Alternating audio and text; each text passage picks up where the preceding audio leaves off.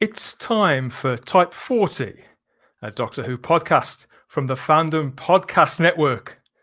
On this show, we take an in-depth and closer look at this beloved television series, the spin-offs, the merchandise, even the fandom itself. Doctor Who's gone from homegrown family favourite to... Oh, hang on.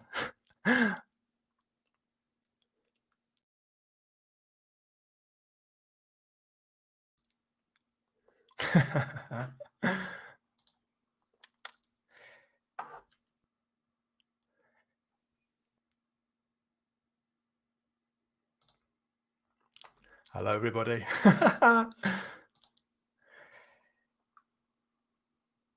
Yes, it's time for Type 40, a Doctor Who podcast live from the Spacebook for the Fandom Podcast Network.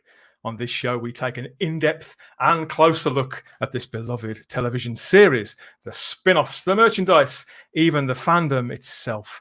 Doctor Who's gone from homegrown family favourite to international entertainment legend and shaped the landscape of science fiction and fantasy for well over 5 decades along the way. Now step into our Tardis, this humble Tardis here, and share our journey together here on Type 40. Hello, everybody. Welcome to the show. A very different kind of show, a very different kind of podcast, come video, whatever. An open conversation due to popular demand. Yes, so here we are at last on YouTube for live Doctor Who Run the Show. Who's going to be running the show? Will you be pleased to know it's not me, or not just me, I should say. Yes, because I'm Dan Hadley. Anybody out there who's listened to the show before will know I'm Dan Hadley, your regular Type 40 pilot and Birmingham's King of the Geeks, but actually a humble, lifelong Doctor Who fan just like you. But, if you're new to the Whoniverse, that's just as fine by us. There's no gatekeeping here, only conversation and fun and games, and really quite literally this time, because this is all quite a novel little idea by a friend of the channel. He'll be along again in a moment too, in a couple of minutes. Enough of me rambling on. I know you're not here just to see me. Let's check in with my co-host, Sheffield's original and the best time lady of them all, our Queen of the North. Here she is. Hello, Dan. Starry-eyed as ever. Oh, you suckle. I know. Welcome back to Type 40, Sarah Graham. It's been a while, hasn't it? Been a few weeks since we last spoke. It's been a few months, actually, I think. It was in the middle of the dawn of the tweet-along era, I think it was. Mm-hmm. Yeah, it's good to see you. Good to be back. And hello, chat. Hello, Ventures. It's good to see you too. And yet, we've been talking about this, haven't we, for so long. Type 40 has been running for about 2 years. We've always talked about YouTube and we've played around with it a little bit. You've done lots of YouTube elsewhere. I've been making some really quite, let's be honest, pretty silly little videos. The first time we're bringing the podcast itself right to YouTube. I hope that your mind, you've got a very creative mind, haven't you? I hope it's bursting with ideas this evening. Yeah, I've spent the entire weekend. I think I've taken it too seriously. As long as you just any of the ones that aren't safe for work, just the clean ones only. We'll start from there. But to keep an eye on me, I've always got Rosie, of course. She's here to keep an eye on my toxic masculinity, and she's very much my mascot. Have you got a Doctor Who mascot at all that you like to keep to hand? I have indeed. I've got my jelly baby. I knit a jelly baby. This was my nan's. Some of you'll know she passed away earlier this year. So it's doubly special to me. So I've got those memories as well, and it's just cool. And does he have a name? Jerry. Jerry the jelly baby. Jerry the jelly. You couldn't write it, could you? Yeah. And he looks like he's had a long and happy life pre-love. Yeah, but it's very. Got to be smiling about something. But if we were going to do this finally for all these good people who've been asking, because people do message, don't they? They've messaged the page, they've spoken to us individually about it. We wanted to make sure we had something a bit more unique, and yes, we could rope in more people, friends of ours, and probably friends of yours as well. If you spend a lot of time on YouTube, you're going to know a lot of these names. But the hook itself is the brainchild of one particular scurrilous individual, and we're gonna bring him on now. He's friend of the channel, mega writer, mega producer, mega director, and a big old mega geek. It's Ian Davis. Who? What have you got to say for yourself? Nothing. How's everybody in the chat? Starry eyes. Yeah, we are there. You can't hear them back. Just throw them more crisps. Throw them more crisps. They'll be fine. Yes. Yeah. So you came to me with this idea, didn't you? Really, 2 or 3 weeks ago, we've been recording some live streams, throwing some ideas around, and he said, "You know what we should do?" And of course, this chimed with conversations that you and I have had over the last couple of years, Sarah. So there's no time like the present. And as we're all sort of fellow Doctor Who fans, we know the drill only too well. I know that I've got a big gob. Yeah, I don't know about you two. I can't speak for you two, but I'm always thinking to myself, watching Doctor Who, and I think it's the same for all of us. And I've said on this show time and time again, it's kind of like the England manager's job. Most of us sitting by watching the sidelines really do think that we could do better, and we mouth off every chance we get. We can do better. We can do better now. And particularly since the start of this year, over on the podcast, on the Fandom Podcast Network, that was a hard trudge through the early part of the year, and quite rightly, some of the feedback that we got was well, if you think you can do better, put up or shut up. What would you do that's so special? So we thought, well, that's a fair enough question to ask, really, when you do as much moaning as we collectively have. So the idea is we brought a few people together who've got some, I think it's fair to say, some strong opinions, and a couple of sort of notorious names maybe, and to get creative and to get positive and to talk about what we do. So should we bring on the rest of the squad? What do you think? Yeah, let's do it. Ladies first. This is somebody we've wanted to bring onto the show for some months now. On YouTube, she's been hosting her own watch-alongs. Would you call them, Andrea? Deep dive watch-alongs through every era of Doctor Who, isn't it? Yes, classic, some new. That, and just basically honoring all the classic to new Doctors recently. Yeah, that's what I've been doing. Everybody gets a bit of time in the spotlight, don't they, on your channel? And you actually watch the episodes, don't you, live on screen, and people comment on people who are watching their we've done that. Yeah. Absolutely. Some Big Finish too, but not listen-alongs, but just basically people, reviewing and commenting on what they'd like about them. But what I've noticed the most is you've got a very sort of dry and ready wit. You see things that people who've seen those episodes sometimes 50 or 60 times, they might not necessarily have seen them. I mean, certainly in my case. Is that the feedback that you get too? Yes. Yes, absolutely. Up to a point. And it's not a full bench yet. We've got somebody else too. This is I think our next guest has pulled more triggers than John Wayne. And some would have you believe that he hasn't run out of bullets. He's still got the bullets.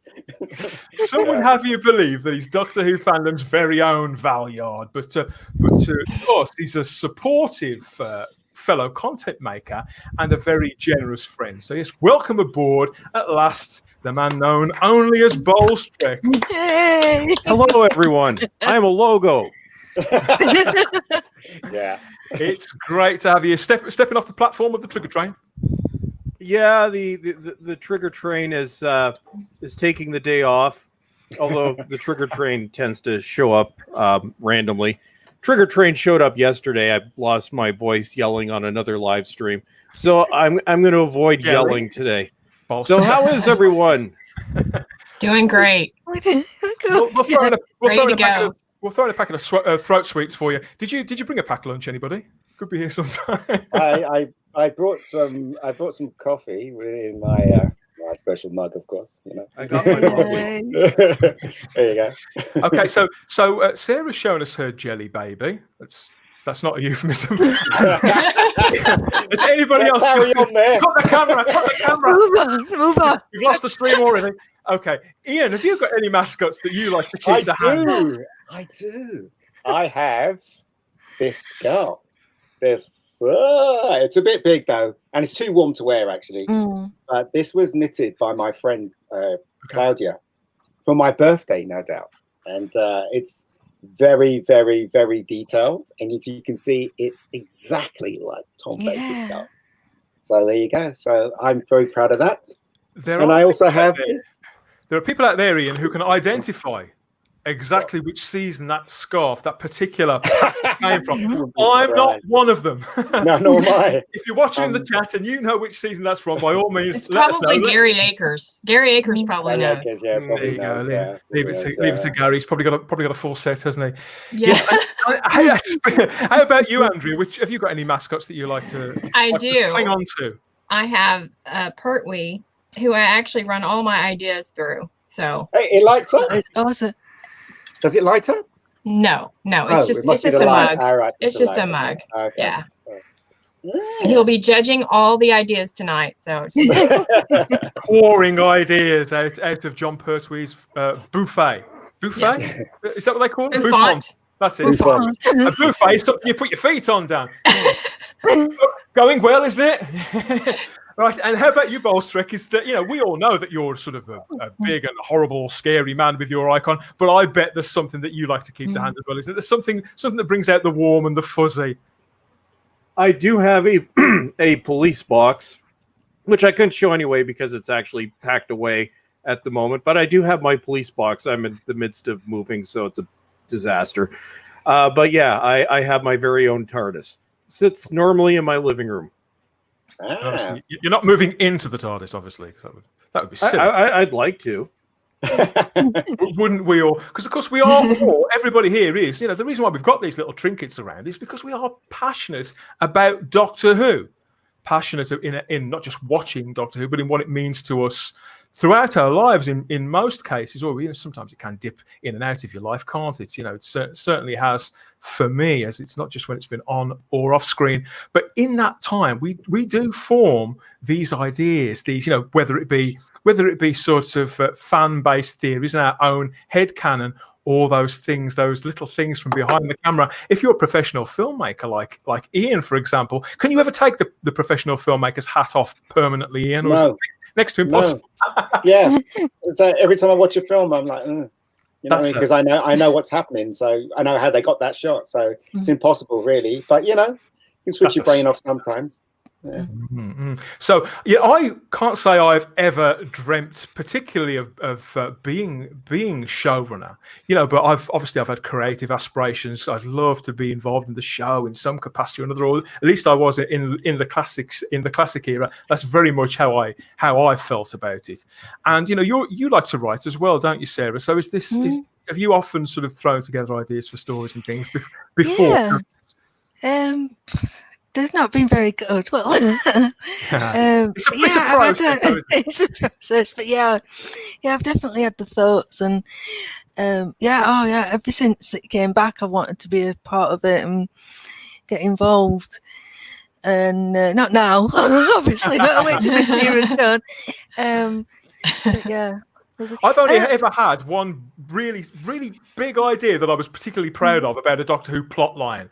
And of course, I didn't do anything. I never really wrote it up properly, but it did turn up as a short story in one of the annuals, like the same premise. So I was very well. Part of me was very smug about it, and then the other part of me was like, "Oh, that's my idea now. I can't back up with that." So, how about you, Andrea? How long have you been watching the show, and have ideas do they ever come to you? I have been watching officially since 2013, so I was kind of late to the game. I had watched when I was younger a little bit. My brother kind of forced me to because we had one TV. But yeah, 2013, I'd seen the 1996 movie. But then I started with Eccleston, and then I was hooked by the third episode of Eccleston. And then it was became an obsession. But yeah, sometimes actually I will write things in my head as I'm at night when everything's very quiet, getting ready to go to sleep. I do that often, actually, which is really, I know that's strange to admit, but yeah, just about every night now. Stitch a plot together in your sleep. With my favorite, whoever I think should be the Doctor. I mean, we know the Doctor should flip it. Do you ever remember the stories when you wake up? No. I should probably write them down at some point. I've written a little fan fiction and I've shared with, I think, Daniel. I shared that with Daniel and another person. And of course, he loved it. But, he loves everything I do. So I'm like, friend of the show, Daniel Leach, if you're watching or listening, Daniel. And yeah, Bolstrek, I know that, you see, the way I'm not blessed with the most critical of minds. I don't ever lay any claim to be a big critical thinker, but you very much are. So how has it always been the case for you like that, or is this something that's come to you gradually? Well, I think I became a grumpy old bastard as I got older. No, really? It's I've become a stereotype. The way that stories are like I do have an academic background, which I don't involve myself in at all anymore, but sort of that's where my critical thinking came into play. In terms of Doctor, I've been a Doctor Who fan since I was 3 years old in 1981, so I go right back to the end of Tom Baker. But in terms of critical thinking, if anybody is here who's been a subscriber to my channel since prior to the ranting old man I am now, I've covered Doctor Who for over a decade. I've been doing YouTube for, it'll be 13 years in September. Wow. But I debated for a while. The style change 3 years ago was something that I contemplated for about 3 years prior to that. And it was when Jodie Whittaker was cast as the Doctor. I had some issues with it. I didn't think it was going to be quite as bad as it was, but I had some issues behind the motivation. And it took me about a week to finally come out with the video. And all my videos, they used to be on camera. Yes, once upon a time I was on camera off the cuff.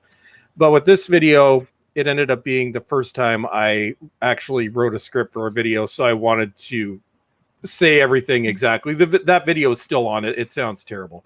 I talk like this throughout the video because I'm trying not to be offensive to anyone.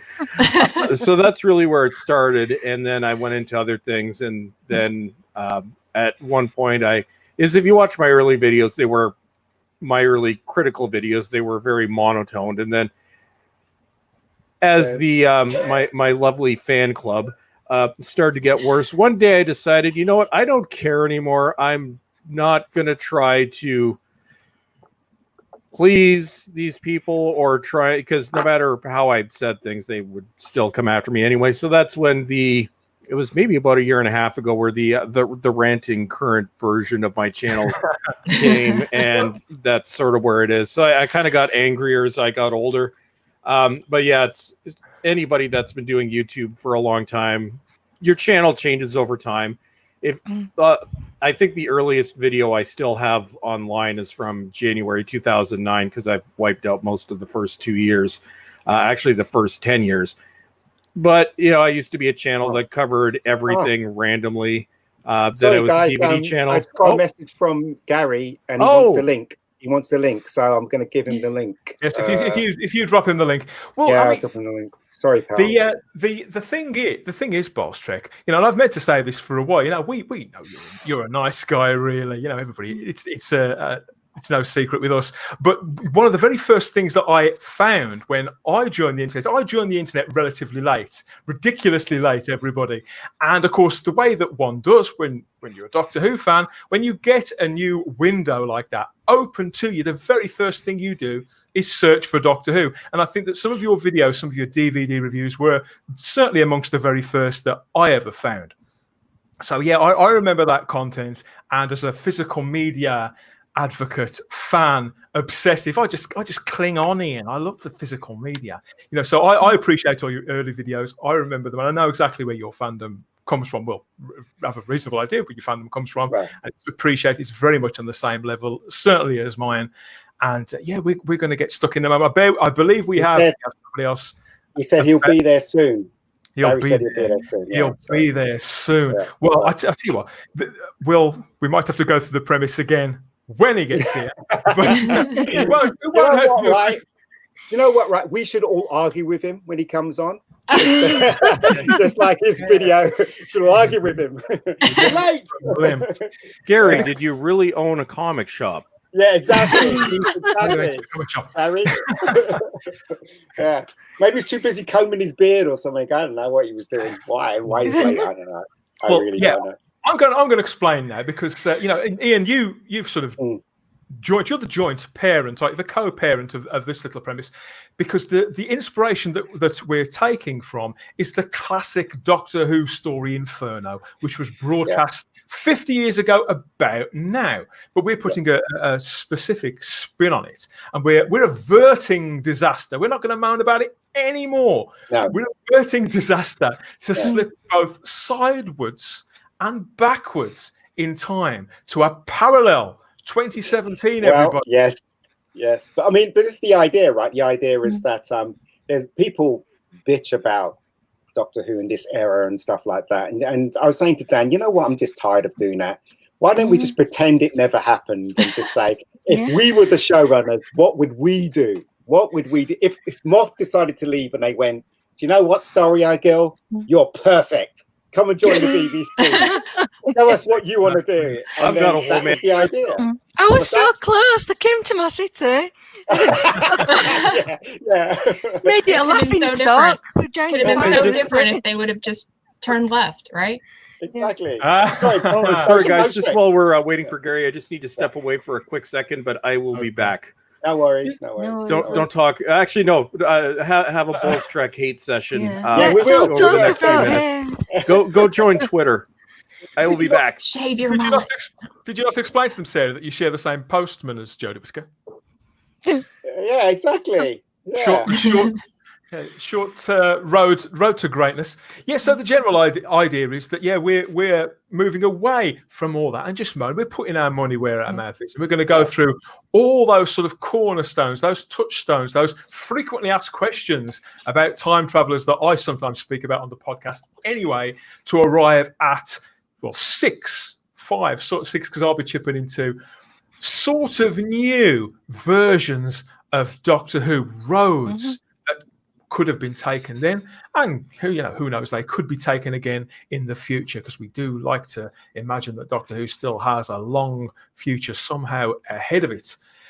I'm the sort of person who I've recast the Doctor probably several regeneration cycles over in my head since I was a little kid.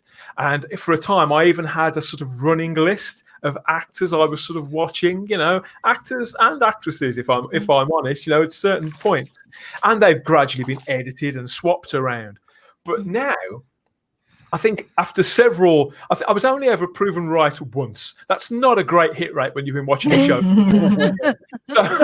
Also, has anyone thought that, pretended they were the Doctor in their head as well? I've done that hundreds of times. I'm doing it now. We're all doing it now. I never stop, Ian. I never stop. I always imagine what I would do if I was the Doctor. Always. That's why he's got the hair. He's got the Tennant hair. Who? I ain't got no Tennant hair. No, Dan. Oh, Dan. That's why he's got Doctor. I'll have you know, my starry-eyed friend, that I had this haircut before Mr. Tennant. And I've had it long after him as well. Typical man. I change my haircut once every 20 years, if pushed.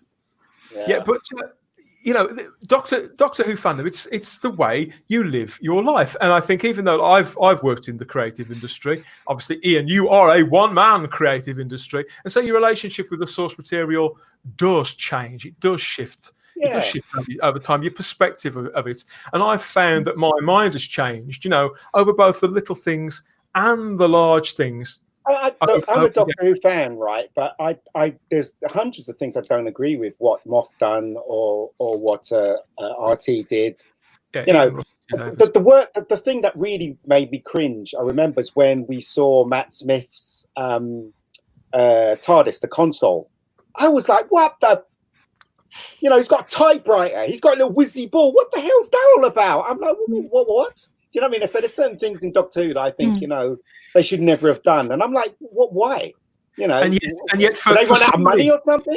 Yeah, I like that. I hated it. Right.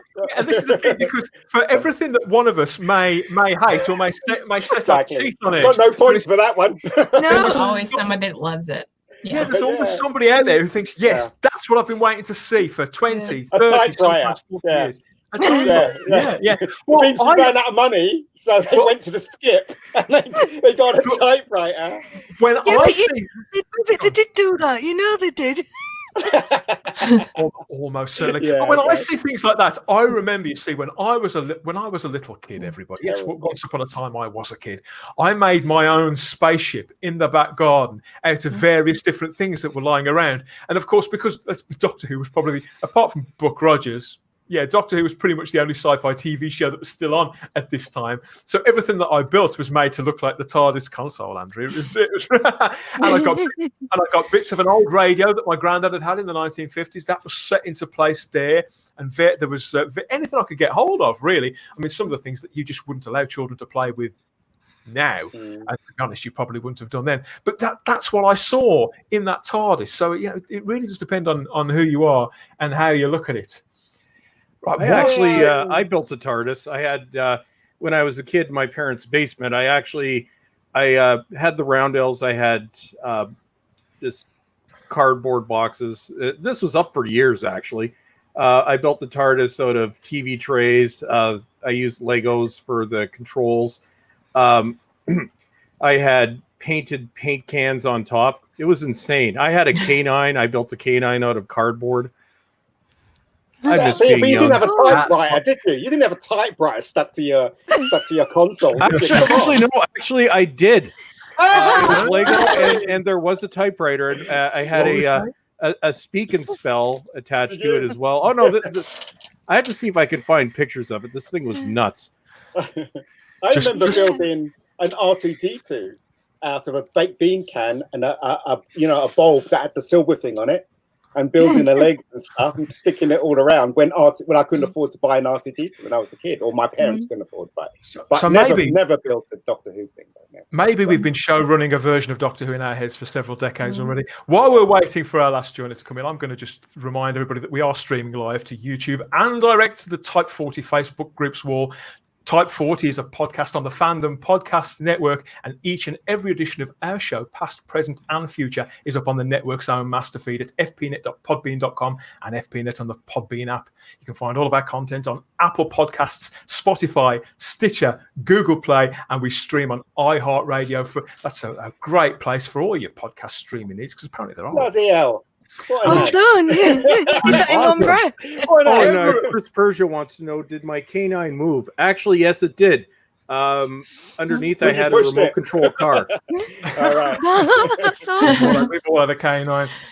Yeah, and wherever, however you listen to us normally, or you're watching us this time, you can let us know what you think of it all via our social media presence, Instagram and Twitter at Type40 Doctor Who. You can email us at type40doctorwho.gmail.com, and you can join our Facebook group.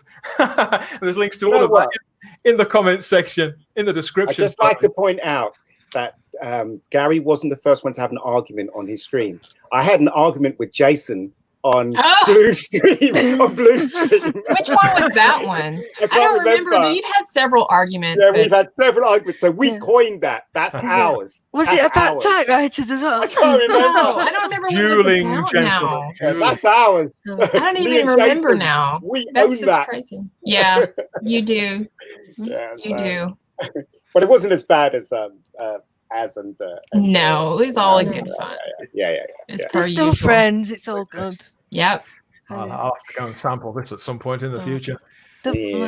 My favourite part was when they started watching Peter Capaldi's speech and everybody just stopped. Oh, talking. yeah. They did. Even the people who aren't Doctor Who fans, like Jeremy, everyone was just like, Yeah. But because that was a great performance from him. It really Absolutely. was. You know, and what can you say? I mean, the guy stole that scene from everyone. The girl who played Clara, the girl who played, what's that? I can't remember. He stole it. He basically stole it. So, you know, he's a fantastic actor. It's a shame he got given crappy scripts and rubbishy, feminine agenda crap and got pushed out. Yeah, and got pushed out. Yeah, he absolutely did. When it all started to creep in and things started to change just a little, didn't they? It did. It's a shame, really. But there you go. I mean, he was one of the best doctors. Yeah. I didn't like him at first, but I would say I think he was the best actor to ever play the Doctor, and he's the only Doctor that I've gotten to meet in real life, and just a wonderful man. Yeah. And you could tell, because you go to autograph signings, and you could tell some of them are just there; they don't care. You could tell he was actually overjoyed to talk to everybody in that line, and it's he had by far the longest line at the convention. This was last summer, and I was in line. I was about maybe at the midpoint of the line. I was there for about 3.5 hours. So for 3.5 hours, I got to watch him interact with the fans, and it was awesome. And the convention closed. He actually stayed 2 hours after they shut it down to make sure that he got a chance to talk to everybody. And I was there with my friend Tony, and she was absolutely speechless when we got up there. But I talked to him for probably, I'd say, a good 10 minutes. But just a wonderful, wonderful actor, wonderful man. He is the polar opposite of Malcolm Tucker in real life. I hope so. Well, before he took on the role of the Doctor, that was like his most prominent role, and people used to stop in the street and ask him to swear at them. Yeah. But he's he's a really good actor, and as I said, they wasted him just like they wasted Pierce Brosnan and James Bond as well. They did that. I equate them both because they both were really good. They actually, Pierce Brosnan had one good movie. Goldeneye is an amazing movie. Two. Really, you like one of the other three? Yes, I do. I like Tomorrow Never Dies. Don't start him off. He'll be show running James Bond 2. We'll have 2 shows in one, everybody. I love Tomorrow Never Dies. That was great. And it was great. Sorry. I disagree. But GoldenEye was okay. Come on. But as I said, going back to Peter really deserved the Doctor Who. He was so excited, and they treated him like crap. He should have. And he planned to be doing it for much longer than 3 years. He should still have been playing the Doctor now. Yeah. I mean, so when we look back to like 2017, Peter Capaldi had been in the role for 2 to 3 years, hadn't he? After being cast. No, he was cast in 2013. So there was the live announcement. He was cast in 2012. No, it was August 2013. Yeah, it was late 2013. Then they announced. Oh yeah, sorry, yeah, in 2014, I think. I think that was one of the high points of Doctor Who fandom, because I like everybody else, I watched it live. They actually aired it on the Science Fiction Channel in Canada, and I knew he was one of the front runners, and I'm like, he's too perfect. There's no way they're going to cast him. And then the presenter lady is like, and your next Doctor, Peter Capaldi. Zoe Ball. I swear to God, I did a little girl scream. It was. Oh yeah, I got it. I was off the sofa. It's because I knew who he was too, and the first time I actually, other than the current one, which we won't speak of today, that I knew who they were before they were cast, and The Thick of It, I think, is one of the greatest BBC dark comedy dramas they've ever done. And I love that show.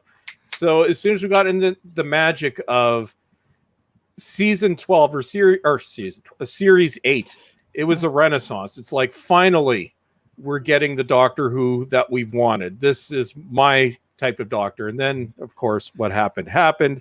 And yeah. But to be honest, I was disappointed when I was told he was the Doctor, because don't kill me for this, but I didn't think he was right for the Doctor. But when he was in his stride, he was really good. And a lot of these little moments, they really stick in people's head. We've got Charlotte Shields, who's watching us at the moment, live on YouTube, and she's just reminded us that Peter had that small part in the 50th anniversary story. Everybody sort of loved that. The famous eyebrow scene. Yes. Exactly. Perfectly judged. I screamed there too. Yeah. That was when I fell in love. That was when I fell in love. With the eyebrows. Yeah. We've got other people watching as well. Problem being reminds us that it's Tom Baker for him. Tom Baker for me there. I love A great Baker. many people still feel that way. Yeah.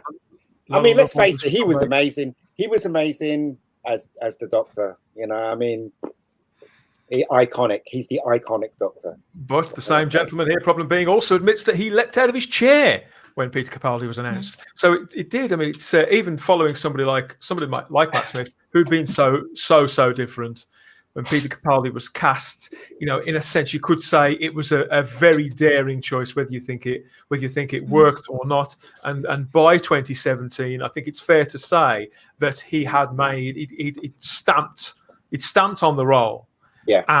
And although culturally, in the UK, certainly, I think internationally, it was still sort of bobbling up. I think it was particularly high when Matt Smith was doing it, but I think Peter Capaldi did manage to maintain it somehow in 2017. In the UK, you know, people would complain about it because obviously you've got a few years behind it by then. So it was just long enough where people could start to sort of reminisce and get nostalgic again. You got a whole new wave of nostalgia from a new generation who were always going to feel it was better when they were little. I think that hit anyway, and that would have probably hit during the Peter Capaldi era. Even if Peter Capaldi hadn't been there, I don't think it would have mattered who was in the chair up to a point. I mean, obviously the writing carries some. Does that make any sense, Bolstring? Yeah, it's. Go ahead, Ian. I was just saying that, you know, I don't know about you guys, Bolstrick and Blue and Starry, but when they did the 50th in London, the 50th anniversary of the Doctor, everywhere was Doctor Who. I remember because my friend Keith, he's part of BAFTA, so he got me a ticket to go to the actual screening with the cast and crew at the BFI. And when I was coming into Waterloo, all the screens had Doctor Who everywhere. It felt like something really, you know, really great. You know, everybody was talking about Doctor Who, and we went into the pub, you know, 15 minutes before we went into the theatre. And everybody was talking about Doctor Who. Even the old guy with a pint was talking about Doctor Who. You know what I mean, everyone's talking about Doctor Who. And then when we went inside, what surprised us was that the majority of people were very young.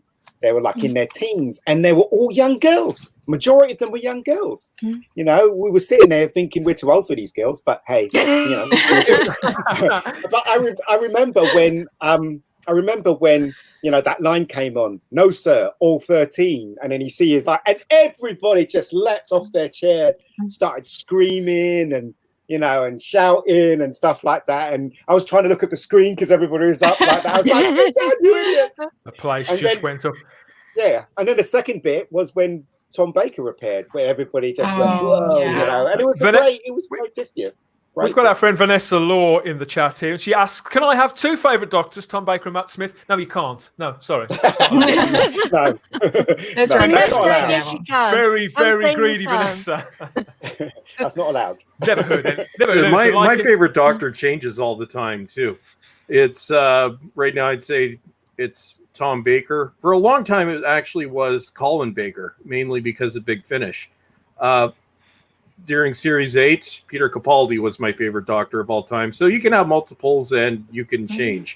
Because there's so many things to like about Doctor Who, and each era is completely different and completely unlike what came before and what came after. And that's one of the reasons why this show lasted until 2017. And, you know, why hopefully it will come back again. It's, you know, it's a show that has something for everybody. But I think to answer your question, Dan, about nostalgia, when you're talking about you're always attached to that time when you first discovered the show. And I guess with me, I first discovered it during Tom Baker's final season. I was 3, so the memory is foggy. By the way, guys. Sorry. He says 2 minutes. And now he's sending me another message now. You know when those little circles go bloop, bloop. Go on. Oh, yeah. Typing. Yeah. Don't blind us with science, Ian, please. Sorry. What were you saying then? Sorry, Bolster. Oh no, I was just saying, yeah. So you're always going to be. So I guess my Doctor really was Peter Davison, because it's the first run that I can remember in its entirety. Even though I didn't like it at the beginning, I'm like, where's the guy with the curly hair and scarf? Who's this blonde fella? But then I got hooked on the Peter Davison era. But I think that also pulls into why so many classic series fans were attracted to Capaldi as the Doctor, because out of all the four new series Doctors, he's the closest to the first seven, or really the first four Doctors. He's actually the closest to William Hartnell that they've had since William Hartnell left the role, and they were the exact same age when they were cast as well. They were both 55. Yeah. That's always surprising, isn't it? When you hear that fact repeated, it's because obviously William Hartnell was playing up in age anyway. He was made to look older, and he had the wig. He in real life he did look younger than the first Doctor. Because you do see there's a lot of HD photographs, pictures that are coming to light now, which are being remastered and reproduced and developed in HD, and you can see he does look younger than any of us probably ever expected. But then also we do have the fact that people who were 54 then did look older than a 54-year-old would now. And no, I'm not 54, whoever's out there nodding. No, we've got Sean. We've got Sean here. I think it's Sean anyway from the Nerdaholics. He's watching live on YouTube. Sean. And he says, Capaldi and Tom Baker in the same episode. I don't think a bigger nerdgasm was possible. Yeah, I I would agree. I would love to see that. Of course, technically. You can do it now. Yeah, That's the thing. big finish. You Big could do finish. Yeah. It needs to happen. Or It you needs can to do happen it. before it's too late. I think he means that that. they can do now. I think he's referencing the Day of the Doctor there, because technically they were in the same episode. And Peter Capaldi and Tom Baker, they were both stars of a TV show on ITV in the early 90s. Was it called The Secret Diaries of? Was it to do with the Hitler Diaries? Does anybody remember that? Or am I really the oldest person here? Actually, I probably am the oldest person here. No.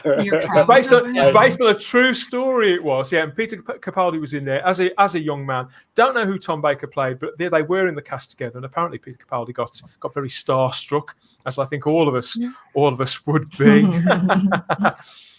Oh dear, and It's one of the best. He was one of the best. Yeah, he really was. We've got Super John. He's coming. He's Adrian Mole. Not sure that's about John. No, it's not Adrian Mole. Yeah, the Secret Diary of Adrian Mole. I remember that. Oh, that no, it wasn't that diary. We're getting our diaries mixed up here, Sarah. The only diary I know is Secret Diary of a Call Girl. Yeah, I think it was that. Oh my God. Trust you. On the same wavelength. Yeah. What was I saying, everybody? I don't know. And yes, and somebody's just reminded me, Mega Nutribite, that's our friend Stephen, if I remember rightly. Some people use different names, don't they? Stephen says we're about to have David Tennant and Tom Baker together in Big Finish at last. I think we've all been waiting for that, and you'll certainly get a review of that on Type 40 at some point. We're pulling out the stops for that one. It seemed a match made in fan heaven. What did Sean say it was? A fangasm, a nerdgasm. Both. Why not have both at the same time? Yeah, absolutely. Yeah. So we're still waiting for our errant time traveler. Oh, we've got Venice. Maybe we should just start, and then when he comes in, then he'll give his pitch. His pitch. So maybe that's why he's late. He's writing. He's late. Right. He's watching this and taking notes. Could well be. Okay. Well. Hold tight, everybody. I'm going to hit the fast return on this thing right now. See if I can shift us backwards or forwards in time. See the magic of YouTube. Here we are. Can you feel it? Can you feel it, everybody? Do your own fantastic series. Sideways and backwards in time to 2017. Ooh. There we are. Did that work? It's going to be terrible on the it's going to be terrible on the podcast, but I'm sure everybody else will get it. So Stephen Moffat, this is the premise, everybody. Stephen Moffat is still leaving Doctor Who. But the next series is fixed to follow from the next year. That's unarguable. It can't shift. It won't shift. You've got exactly the same budget, and you are the new showrunner. Other than that, it's a completely blank slate for your series 11. just imagine a whole world of possibilities, the TV landscape. So yeah, I think we have to come to you first for the starry-eyed view. Sarah, we've got to start, haven't we? We've got to start with the most obvious thing. Who would you cast as your Doctor? And more than that, how do you imagine that you would like them to play the part? Okay, so we can't have Peter Capaldi. He's definitely regenerating. That would have been my plan. Just carry him on. He doesn't have to. It's whatever you want to do. It's whatever you want to do, Starry. Do you know what I mean? Apart from Peter, the only other person I've ever wanted to play the Doctor is Michael Sheen. Michael Sheen, you say? Michael Sheen. Now, who's this? Can anybody remember? Jog our memories where we've seen Michael Sheen before. He was in Good Omens. Yeah, there he is. He was in Good Omens just recently as Aziraphale. He's been in. I'm trying to think what else he's been in now. I'm having a complete mental blank. He was in the Underworld films. That's where I first noticed him. He was Masters of Sex, the Twilight movies. And we don't mention the Twilight movies, then. Okay. I'll just mention Masters of Sex again until I remember something else. I don't know why I'm so fixated on that. Yeah. Oh, I know. Nixon. Well, he's played several Nixon, real-life characters, hasn't he? Because my thought is, he's used to doing a lot of fantasy. He's played, lots of authoritative roles. He can, I think he can make you believe, that he's otherworldly, and we've seen that in Good Omens just recently. And I just think he's got the acting chops, very much so. To be able to carry it. And he's got a bit of the Troughton look there, Troughton and a bit of McCoy. I'd probably have a shave though. I'm not sure about the beard. Well, they do describe. Michael Sheen recently played Chris Tarrant, didn't he, on ITV in another sort of true life drama. He played the game show host Chris Tarrant, and the same phrase got trotted out. He's played Brian Clough, he's played Kenneth Williams.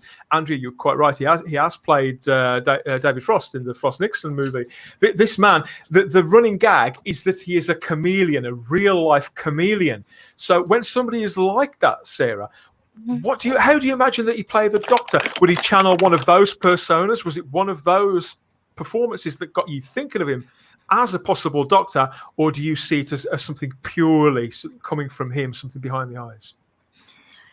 Yeah, a little bit from him and a little bit from Aziraphale, because I don't know if you watched that one, Dan, where he plays an angel who likes being on Earth and he loves humans, and that really appealed to me. He can always see the human's better nature and they're his favourite species, and it just spoke to me. That is so much like what the Doctor's about. And he has got this kind of thing with his eye. I think it's very important when you cast the Doctor, there's got to be something there with the eyes. And if you look at things like Peter Capaldi, and Matt Smith was brilliant at doing it. Tom Baker too, obviously, but I really remember that's how come Matt Smith was so good in the role, because he could switch that look, and you just knew, that he's old and what he seems. He's not just this little puppy, and it's really important that an actor has that quality. And Michael Sheen, I'd say that even though he is an actor who I think is in his early to mid 50s at the moment, he has got he's quite spry, isn't he? He's got a very youthful vigour about him. Yeah, and he's got quite the fan club, actually. Male and female. He's a bit of a hottie. A hottie. Hold it right there, because talking about fan clubs, we've got somebody else about to join us here. Last but by no means least, I'm going to give him the introduction. You've got to pep it up a little bit, haven't you? I'm going to start arguing with him when he comes on. Right. This is how I see it, everybody. 40 years ago this year, Sarah. Of course, I don't remember this because I'm way too young. Mike Hodges' movie of Flash Gordon was released, and geek culture has held Brian Blessed's facial hair as the very pinnacle of its... You know where I'm going, don't you? The very pinnacle of its kind ever since, really. But Nothing lasts forever. Volton's reign is over, and we are now subjects at the very beard of the mighty Gary Beekler of Nerd Bloody Rotted. hell. Welcome aboard, Gary. Hello. How you guys doing? Hello. Hi, Hey. Gary. Thank you for such an Hi, introduction Gary. there. I'm honored. Everybody gets a great introduction here, and you've just missed another bearded comrade here. We've got what do you think of Michael Sheen? Oh, That was starry-eyed girl, Sarah Graham's pick as her doctor. If she was showrunning Doctor Who back in 2017, Gary, what do you think of this? I love it. He loves I it. think it's a great decision. I would be behind that. And his A waistcoat nice even beard matches. too. He looks very good with a beard, actually. Yeah. His waistcoat matches your logo there, Gary. Oh yeah, It does. it does. That's It does. very good. Cool. Very good of him, isn't it? So, Andrew, what do you think of this pick? I'm fine. I'm Michael Sheen would be great. I think he would be great as a doctor. Now, as far as the beard and the hair, I don't know, but he's got the timepiece. Yeah, I mean, actually, that's actually be a pretty cool outfit for the doctor. Curly when natural, isn't it? Curly when natural. Yeah. Yeah. Yeah, so the premise to this is, Gary, Yeah. we've all shuffled in the last 10 or 15 minutes. We've all shuffled not just backwards in time to 2017 when all was right with the world and to before disaster. Naming no names, obviously. We've gone backwards in time and sideways in time, and we are imagining now our own version of 2017 and building our own Doctor Who from the ground up. And Ian Diaz, film producer, the mega geek, the mega writer and mega director. You're about to hit us now with your mega doctor, aren't you? Who would you cast? Who would you cast as the doctor? Yeah, I would cast Tom Ellis as the doctor. Tom The reason Ellis. why I would cast Tom Ellis is because he's current at the moment right now, and he's also a really good actor, and he's been in Doctor Who before, which follows some of the traits of some of the other actors that's been in Doctor Who. And Tom Ellis he can act. And he's good looking because I think he'll attract a lot of women to the show, and he's British. So what more can you say? I mean, I could have went for Danny Dyer. Danny Dyer would have been awesome. No. Danny Dyer. And Andrea, do you know who Danny Dyer is? No, No, I don't. There's no wrong No. answer to that one. No. If you know Danny Dyer, you'll be laughing. So Yeah. Tom Ellis is a very charismatic actor, isn't he? He's around 40, 41 years of age, I would say. Obviously very physically fit. He's got a fan base. 4 or 5 years on Lucifer. Is it, Gary? How long has that been going? 5 seasons. 5 Wow. seasons. I believe it's the last. Mrs. Nerdrotic loves the show. I like the comic book. Yeah. Well, I mean, it's not like the comic book, the show, but Yeah. he's really good in it, though. I mean, Right. He is. Yeah, and I could see him being the Doctor as well. So, but that's just me. He's got the physicality. He's got the charisma. Obviously, he's very, very dark. He's not the blue-eyed boy that David Tennant's Doctor was. He's not as actually he's probably prettier than Matt Smith, but he's more conventionally good-looking. But he looks pure, and I think that's probably the conflict that works with Lucifer. I've not seen the show, but I suspect it's that balance, the sort of the I suppose the classical hero's good looks with the demonic persona, Sarah. He can play bad and he can play good, and when he gets really angry, it's a good performance if you ever watch Lucifer. So, the Doctor has that dark side to him. So I think he's perfect to play the Doctor. I mean, as I said, he's in my opinion, he's perfect because he'd attract a lot of the young women, and he would attract the main core of the Doctor Who fandom because he's a guy. coming after Peter Capaldi, even though Peter Capaldi was very energetic, he did throw himself physically into that part. In fact, he threw himself into hospital as part of playing that part. Right. Probably following that with an actor who was younger and who maybe wasn't going to find that quite as much of a physical challenge and a physical stretch. Is that something you view as important in your version of Doctor Who 2018? Ian? Yeah. I mean, as I said, I and a lot of people disagree with this, and I know Blue disagrees with me. I think they made the wrong choice when they cast Peter after Matt Smith, because everybody was used to a young Doctor, and suddenly they cast Peter. I'm not saying Peter's rubbish. I'm saying he's really good, and I really like him as the Doctor. But at that moment in time, they really made Doctor Who go backwards instead of forwards. Carl. You're somebody, Ian, who really appreciates the sort of the classical roots of the character as well. How would you know, you're the showrunner here. Tom may come to you with a few ideas of his own of what he'd want to wear, but what would you say he turns up with a sort of biker jacket or a denim jacket or whatever? What would you insist that he wear if it was down to you? It's hard because you have to try as a filmmaker. You obviously, as a producer, you look at every aspect of what if you're filming, including costumes. So you have to try things out on the actor to see what fits. You can't just say, right, he's going to be in this, and then you put it on him and he looks like crap. So, but I mean, he always looks good in the suit. I would have him in the suit, but something strange about that suit, something odd looking about the suit. Maybe give him a flat cap. Who knows? Because flat caps are something slightly strange. Yeah, it was synonymous with England, and one of the things I don't like that they've done about Doctor Who is they've taken. What's that all about? what? Should I play the Doctor? That kind of flat maybe. Yeah. It's for anybody who can't. If you're listening on the podcast, you can't see it at the moment. We've got to give the people on YouTube something a little bit extra. Yeah, this is what you're talking about, isn't it? Isn't it, Ian? This is your vision of the Doctor. This is a picture of Ian Diaz himself. So, Ian, you're just basically protecting yourself. No, I'm not. But yeah, I think he's perfect for the Doctor, as I said. And then there's Adrian Lester. He'd be perfect as well. So I wouldn't go wrong if I was the showrunner. So remind people out there who maybe don't know who Adrian Lester is. What has he appeared in? Where do you know him from? Was he in Hustle? Oh, he was in Hustle. He was in Pride and Prejudice. Oh, no, he went in Pride and Prejudice. I think there's someone else. Yes, I can see that actually. And he would be the first Black Doctor, and he really has a great personality, and he's a great actor. He's done Shakespeare. He's up there. He's been in movies, so he'd be a really good Doctor. Is Adrian Lester an actor you're aware of, Ballstrick? I recognize him, but that's about as far as it goes. Yeah, what has he been in again? Gary knows him, right? Gary, you know him, What's right? he in? He was in a show called Hustle. He's been in lots of movies. I know. I can't pinpoint the movie, but I know I've seen him before. Yeah, I've seen the face. I can't pinpoint it either. He's a British character actor. I'd say he's in his late 40s.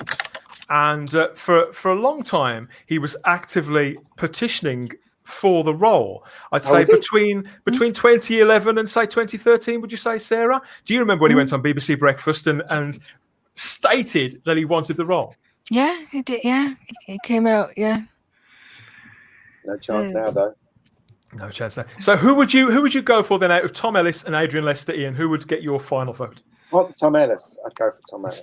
You'd still go for Tom Ellis. I see.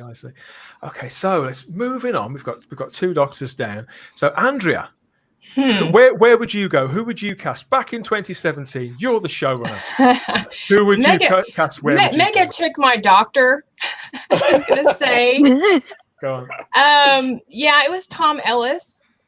Okay. So it's one of the things that me and him actually agree on. I think he would be a great Doctor. I think in Lucifer, he's very devilish. And I like that. He's got that little gleam in his eye, looking for trouble. That's the kind of Doctor that I think that after Capaldi that we needed. We actually needed a change. I would agree, even though I love Peter Capaldi. Absolutely. Have you heard that, Peter? I can't believe she just said that. Look at that face. I know, and I love him, but I think it was time for a change. I keep going for 7 years. Okay, that's fine. Then we can have a change. But yeah, Tom Ellis, obviously. But my other choice, because since Mega Geek or Ian stole my idea, I didn't steal your idea. Craig Ferguson. Because I think it would be such a hoot for Peter Capaldi to regenerate to Craig Ferguson. I think that would be awesome. And I think he would do really well in the role. Plus, he's a fan. And why do you think that would be particularly awesome for the two gentlemen in question, Andrea? I would imagine you know this. Because they have such a history together, and they were in a band together called the Dream Boys, I believe. Mm-hmm. So, and they also did had an LSD trip together, which is like, you've seen that interview on Craig Ferguson. It's awesome. Yeah. You really, yeah. I love it. So yeah, but I between the two, I think I would still pick Tom Ellis because I think he is good looking. Like I said, he has that devilish look in his eye. He's been on Doctor Who before, so that's kind of a cool connection. He was in Last of the Time Lords. So yeah, I have to agree with Mega. It's Tom Ellis. Yeah, I'm going to be really awkward now because I disagree. I don't disagree that we need a change. I like the personality of what you're saying, but I think Tom Ellis is too good looking, like too conventionally good looking. And I always thought, to me, the Doctor was somebody attractive, but not, I don't look at that. That is totally fine to disagree. I'm totally fine with that. Yeah. Cats and pigeons everywhere. Cats and pigeons everywhere. Gary, does she do this on your live streams? Yeah, this is what the fandom is about. Sharing thoughts and different opinions. That's what's the beauty of it. So I'm good. She's always causing trouble. Are you kidding me? It doesn't stop, does it? Everywhere she goes. Never stops. It was not. I mean, the argument last Friday was nothing on my show compared to what Starry does all the time. I keep hearing about this argument.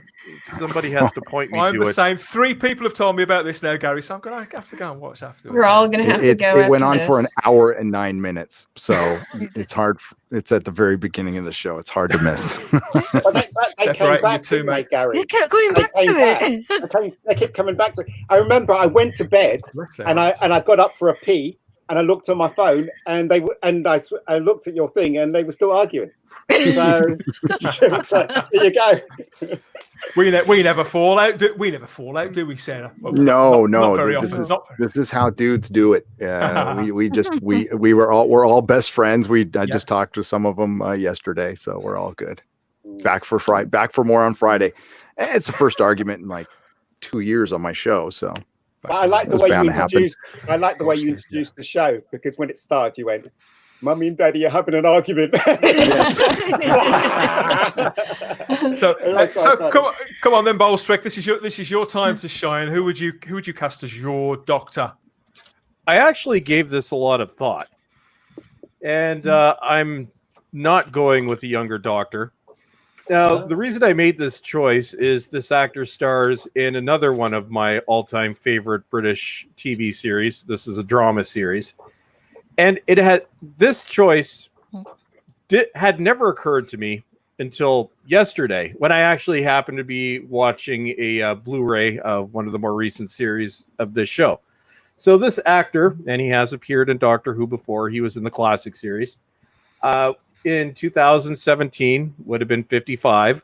So same age when Capaldi was cast, same age as when Hartnell was cast.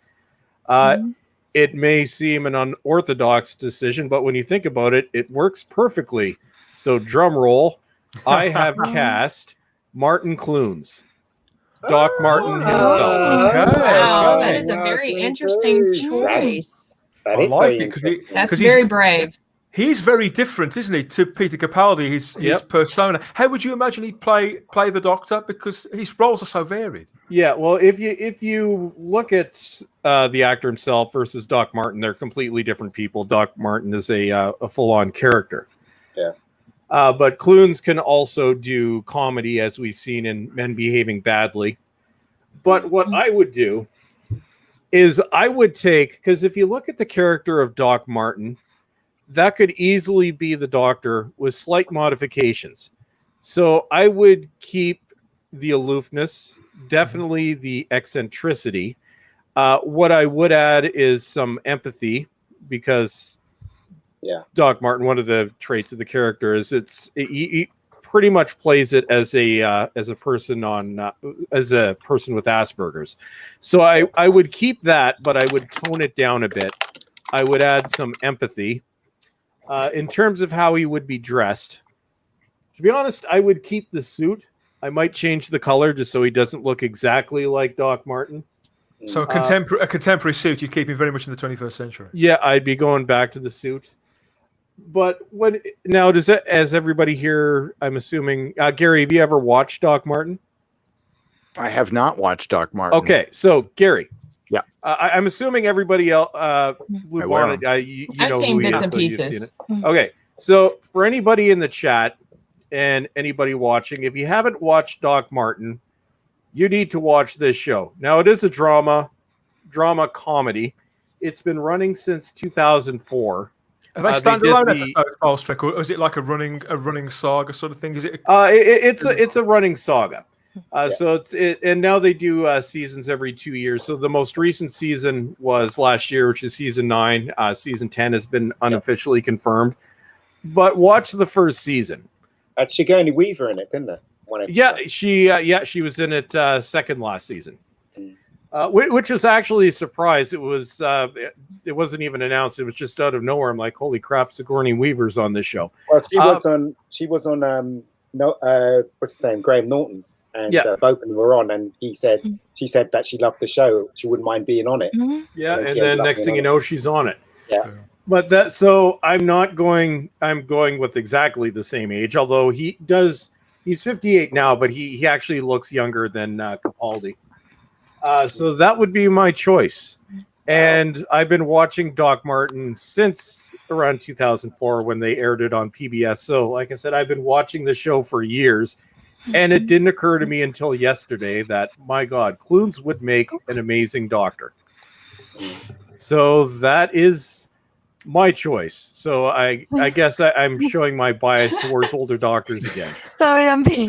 Have you got an interloper? I've got an interloper, yeah. just been covered there. Yes, with Martin Clunes, of course, he was nearly the part of Jackson Lake in the next Doctor. That was written for Martin Clunes, wasn't it? Yeah. And he has actually been in Doctor Who in the dim and distant past. In fact, I think wasn't it his first ever role? Yes, it was. It was Snake Dance. Yes. As a very young actor. So Doctor Who has sort of followed him around. In fact, I was speaking to somebody quite recently who was that? If you're watching this and you told me this story, I do apologise. Somebody told me quite recently they went and they met Martin Clunes at an event. What was it to do with? I can't quite remember. But yeah, they met. Oh, it was Paul Mount. It was Paul Mount. He met Paul Mount from TV Zone, from the TV Zone podcast and Starburst. Hello, Paul, if you're watching. Yes, Paul went and met him. And he said, even though this event was a launch for Martin Clunes' latest sitcom, that this small venue, open to press and a few handpicked sort of journalists, was besieged with Doctor Who fans, and they were getting him to sign just anything Doctor Who related. And Martin Clunes was completely bemused, Bolstrick. But yeah, it was so long ago he can barely remember being in it. But yeah, I think that's a strong pick. I think the British public would love that. He's a bit of a national treasure, and as you say, a softer actor after Peter Capaldi. I would never have seen that one coming. I think that's a great similarities though, because the version that I'm looking at is similar to Capaldi in the fact that, and this also goes into the Doc Martin character, as neither of them are really capable of recognizing human emotion, human attitudes. You had Capaldi with flashcards, so I would keep that. But Clunes would be a slightly more human version of the Doctor, so it's kind of sort of at the halfway level. But that's what I want to see, Martin Clunes. So Doctor number 13, Martin Clunes. I partly expected you to go for this person here. I have gone with that in the past. I know. But I actually had two runners up. One was Martin Sheen, so I'm glad I didn't go with that one first. And Olivia Colman was my other runner up. Yes, we're now looking at a picture of Olivia Colman in, what would you call that? Is that a snood, would you say, Andrea? Is that what she's wearing? I don't know what that is. I have no clue what that is. No, but I decided not to go with Coleman because people know that's one of my choices for the Doctor. I've been going on about it for years. So I'm like, I'm going to do something other than Coleman. You were doing a Ryan Johnson. You were trying to. Yes, hurting expectations. I know. Yeah. So, Gary, what have you given this much thought over the last few years in your parallel universe? Who would you have cast to follow Peter Capaldi as the Doctor? I have given it thought. I mean, not a lot, but I'm going to go back to when we were talking about it. I did a video. This is before my channel was up and coming at that time. And I did a video on like my top 5 picks. I can never pronounce his name, but I know who it is now. Yeah, I've talked about it forever, and I have a runner-up, and I have an American pick, and I have a Canadian pick too, which I did there, which I never would happen. I understand that we got to keep it British. I could do a whole show about. I could do a whole show about American picks, Gary. Oh yeah, you would. We'll talk. I'll tell you who my American pick was, and I even it's not a joke either. But I picked Chiwetel Ejiofor. Yes. I can never pronounce his name. Based on what he did in Serenity. I love the movie Serenity, and I think we were completely ready for a Black Doctor. Still think we're ready for a Black Doctor. Superb. And I just dug his work in it. This was I haven't even seen 12 Years a Slave, so it's not. I'm a terrible person, I guess. But based on his work, that was my pick. My second pick was Aidan Turner. But he's too pretty. I'm with Starry. You can't have a pretty doctor. It's got to be a British. I mean, first off, like a British character actor. I would definitely go younger. I agree with Ian, and this is just from an American perspective, folks. Mm-hmm. So I'm an American Doctor Who fan. I want British people to make decisions for the show forever. I do not ever want an American influence in this whatsoever. So, but I just think Peter Capaldi, who I loved as the Doctor, he had great speeches, he had great moments, but unfortunately he did not have great writing. And he started turning off, and it wasn't fair, but he started turning off a lot of the younger American audiences, especially with the kids, because he was just too old, and that's just a fact. And a lot of people just got turned off by it. If they would have stuck with it and the writing would have been better, I think things would have been different. Capaldi certainly grew on me, but that was what I heard from a lot of the younger audience that I had spoken with at the time when it happened. People were very turned off on it. I understand the decision making behind it. You already had two young doctors, and they had to wait over a year. They had to wait over a year to actually see him on screen as well, to let that sort of kind of prejudice and resistance sit with them for 12 months. Yeah, and honestly, if it was the BBC's decisions that screwed over Capaldi, you guys have all talked about it. Yeah. The year breaks between seasons, that killed the show. That killed any momentum for the show. And then, of course, the Jodie decision happened, and the writing happened. And I don't know what you guys have heard, but the delay between this season and next season's getting longer every day. Let's hope it's I've heard a bunch of stuff over the last month or so, and things have probably changed even more drastically over the last week, let's just say. But I that would have been my pick. And I think, and I'm sure there's somebody better out there. But that I still would like to see. He's too big of an actor now to take the role, but I think it would be good to bring people back.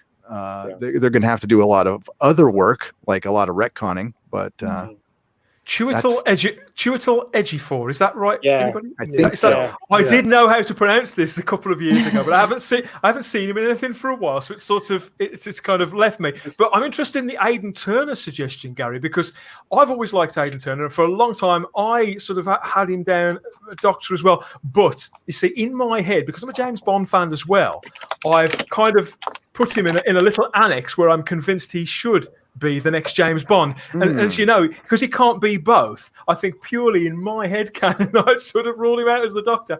But I think he would be a terrific Doctor. I think either of those actors would be fantastic. I would respectfully disagree with that, because Aidan Turner is not manly enough to me to be Bond, but he's perfect for Doctor Who. And I think he's got that kind of foppish fun feel about him, and I think he's very Paul McGann-ish in a way. I would definitely costume him in something very similar to what Paul McGann started in, but he wouldn't be a terrible Bond. But I don't know. I like Bond to be straight up. There was an Agatha Christie adaptation on over a couple of Christmases ago, where Aidan Turner played a really conflicted character, really dark character. Was it and then there were none? Was that the one, Sarah? I know they've made 4 or 5, haven't they, over the last few Christmases? Yeah. And that was what really sort of switched me onto it, because he spent the last 4 or 5 years playing Poldark, who he's supposed to be a tormented character, isn't he? But I don't know. But I've had several actors who I've clung on to. I imagine you all have over the last few years, to the point where, as Bolstrick was saying, he's banged on about Olivia Colman for so long it's become a standing joke. Everybody knows, and it was the same with me with Patterson Joseph for a while. There's a flat cap doctor for you as well, Ian. He's never out of a flat cap. But just lately, and I was telling you about this earlier on, wasn't I, Andrea? Yeah. Because I have rediscovered the John Pertwee era lately, and my appreciation for that version of the character. And I've become a little fixated on somebody that I had always ruled out as being. I knew somebody was going to bring that up. Richard Ayoade. Indulge me for a couple of minutes. Yeah, go on then. Here's why I like Richard, and this is something that I could never see this for a few years. It didn't appeal to me at all. It's the John Pertwee thing. I saw some pictures really quite recently. He's Sonic. You can't Sonic my pick away. The reason why I like Richard Ayoade is I saw some pictures of him recently for the very first time, not as Moss, not pulling this kind of expression, but sort of behind the scenes photographs where it was just Richard being Richard. And I thought, wow, that's the very first time I've ever seen Richard Ayoade playing himself. And I remembered that John Pertwee, back when he was cast in 1970, John Pertwee had asked Barry Letts, when they approached him to play the part, how would I play it? Because he didn't have the faintest idea, because he'd hidden under a green umbrella his entire life. He'd never, ever played himself. And Richard Ayoade is somebody who I don't think we've ever seen him play himself, not once. So this is why I've started to wonder now. And this is a complete reversal, because he's always switched me off. Now I'm starting to wonder what kind of doctor Richard Ayoade would make. That's just me. And he's been rumored several times. Yeah. He was rumored when they cast 11, when they cast 12, and he's wrong. And then we're 2017, so yeah. He has to wear those glasses. He's blind without it, and his face doesn't. When somebody wears glasses for a long time. No, but contact lenses. I'm just saying that what people's work, because we've never known him without his glasses. From the It Crowd to every quiz show you've seen him on. Right? Imagine if he takes his glasses off, it'd be completely weird. But the thing is, though, what you see is him. That's him. In real life. I'm not sure that it is, and that's why when I think of how would I get him to play it, I would say what Barry Letts said to John Pertwee, and I'd say play it as yourself, and whatever he could bring out, I think he could surprise people. I see something else. It's taken me years to see it, but I think I finally see it. Sarah, what do you think? Yes, he's not right. No, do you know what? I think a few years ago, maybe. Yeah. But I think I've come to it too late. He's just going to think, "Oh, I'm not getting involved in all that." And also, he's too intelligent as well. He's very, very intelligent, and I don't think he wanted to. These are two other actors. You are then, Ian. These are two other actors that I like as well. Nigel Harman and Daniel Rigby. No, none of them. Nope. Nigel Harman's about 40, isn't he? He's mostly a stage actor. He's played a good mixture of parts. I think he's got a great intensity about him. And Daniel Rigby's mostly a theatre actor, serious drama. I'd love to see what he could bring out in the role. There was a few rumours about him a few years ago, and I've never been able to quite leave the idea behind. I think he's a classically trained actor, but he can do comedy. Well, when he's talking about American actors, if oh my God, who'd be perfect? Jeff Goldblum. Jeff Goldblum, man. If he was the doctor, it would blow it out of the freaking world. It really would. Even now. You've already picked two. You can't pick a third. I'm just saying. I'm just saying Jeff Goldblum. I actually think that could actually work. We agree again. That's amazing. So, I actually think that could work. Looking like that. Yeah. Honorary mention for Mr. Jeff Goldblum, simply because I got the picture ready. Okay, so that's doctors. Next, I thought we'd talk about the TARDIS for a minute, because obviously the Doctor and the TARDIS are completely linked here. They've got this symbiotic link. They're connected. But after regenerations, TARDISes have a habit of exploding, don't they? And you've all picked different people. Nobody's gone with Capaldi.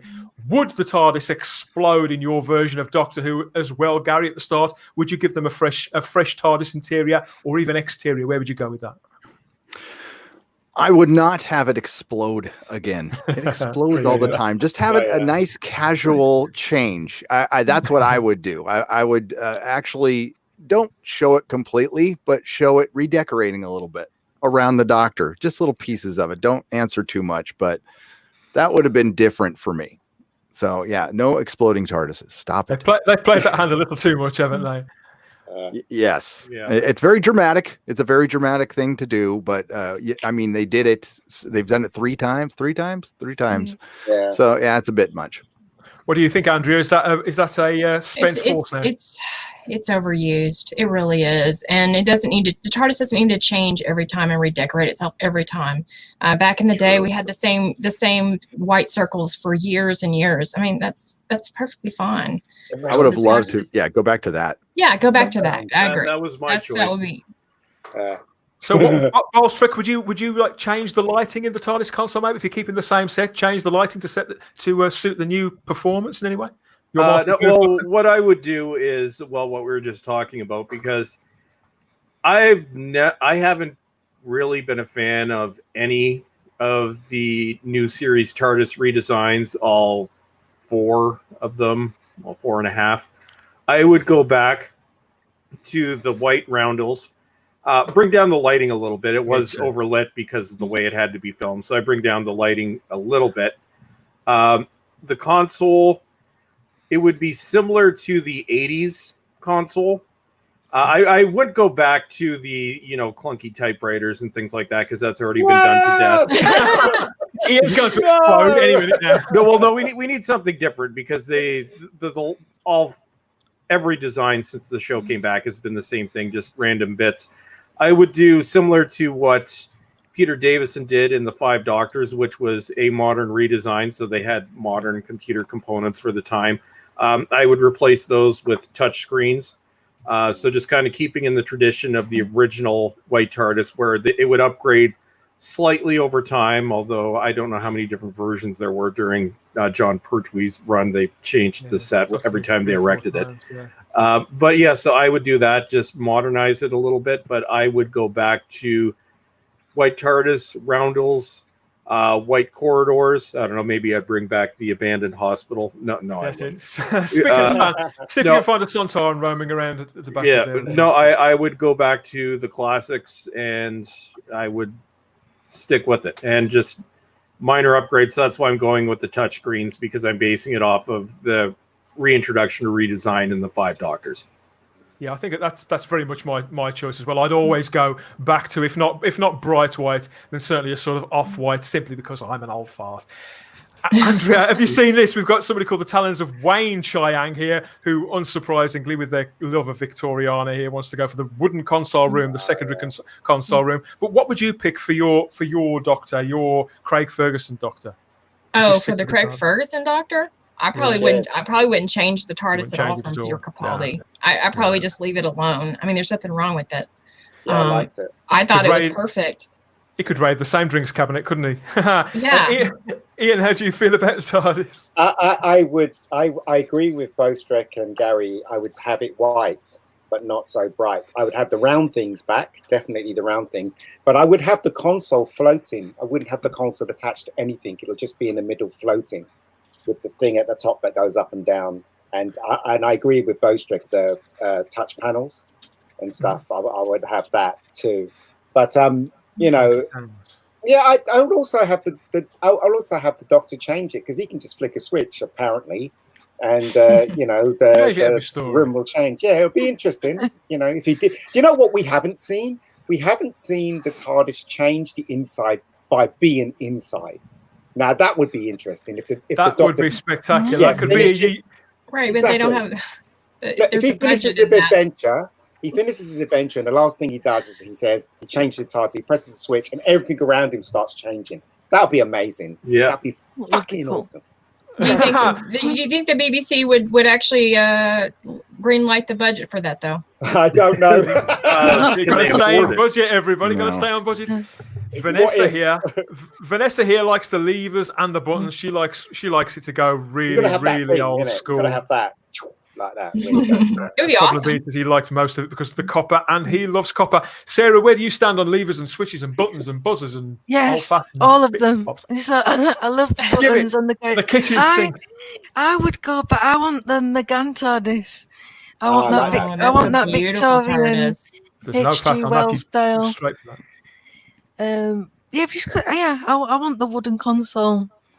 Just because it's been such a long time. I can't believe you put that on. Well, it could be. You could go back to the Baker era where there were basically 2 TARDIS console rooms. Yes. Mm-hmm. And you could do alternations or alternates. Mm. Yeah, that'd be cool. Yep. The other TARDIS that I really like, I like the coral one from the Tennant era and the Eccleston era. I did like the tiny bit we saw of the handy TARDIS that was in the Timeless Children, the one that she ran into at the end. No, I did like that. It's a valid answer. Rubbish. Come on. Oh no! But it looked really nice, and I was just like, "Why have you brought it back for really this?" should have been a council flat with kids running around. I can certainly see, Sarah, your Michael Sheen Doctor. I can see him around a McGann-style console in that kind of steampunky sort of environment. That very much does fit with the whole aesthetic. I can totally see that. And did you get a peek inside this box now? Because we're looking at a fantastic picture of 2 really nosy people messing around with police boxes in the wild here. So where was this, Sarah? Where was this picture of you? This is at a tram museum in Derbyshire, and it's actually, you could go inside, but they were just like mops and brushes, and it weren't exciting. Nothing exciting. Like a toilet. Spoiled the dream. Okay. I thought it was going to get something really romantic then, because it does seem quite big. But yeah, I don't know who that is on the other side. That's some nosy devil. People like that everywhere. Yeah, so we've got our doctors, we've got our TARDISes. Fitting them out. You've got a huge TARDIS there, Sarah. So I suppose the most obvious question is how many bodies are going to be inside it? We're looking at the companions now. What do you feel about companions? Because there's still the belief, isn't it, that the model of the 1 Doctor, 1 companion is the dream ticket. That's where the best combinations are. Is that something that you subscribe to? Is that the dynamic you would go with, or would you pick 2 or 3 or more? How would you keep the recurring cast? Well, I'm used to the 1 companion, so I would say, just the 1 companion to start with, and then maybe bring another one in like we did with Mickey and Rory, and do it that way. Because I do like the dynamic between 3, because I think there's more tension there. If one wants to go that way or somebody thinks this. But I think just to start with 3 people, I think it's too much. Yeah, I agree. So where would the Doctor sort of pick them up from? Would it be male or female from our planet or another planet, or the past or the future? From this planet, I think it's really important to have somebody from you need that touchstone. But there's no reason why there can't be a person from another planet or from the past. We've seen it work before with Victoria and Ace. I would go with a female companion because I think that's the dynamic that works best. If it's not broken, don't fix it. Yeah. And then maybe bring in a male one later on. And I thought that worked. You can see it with Sarah and Harry, and Amy and Rory. I just think that kind of dynamic works best. But that would be it. That'd be like 2 maximum. There's a lot of people in the chat saying one Doctor, 1 companion. That's not a given anymore with the Doctor. Right. We sometimes get 2 or maybe only even 15,000 with the Doctors now. Animal, vegetable, or mineral? That'll be the next question. But a Doctor can be an animal now, can't she? Yep. She can be an animal or a vegetable or a...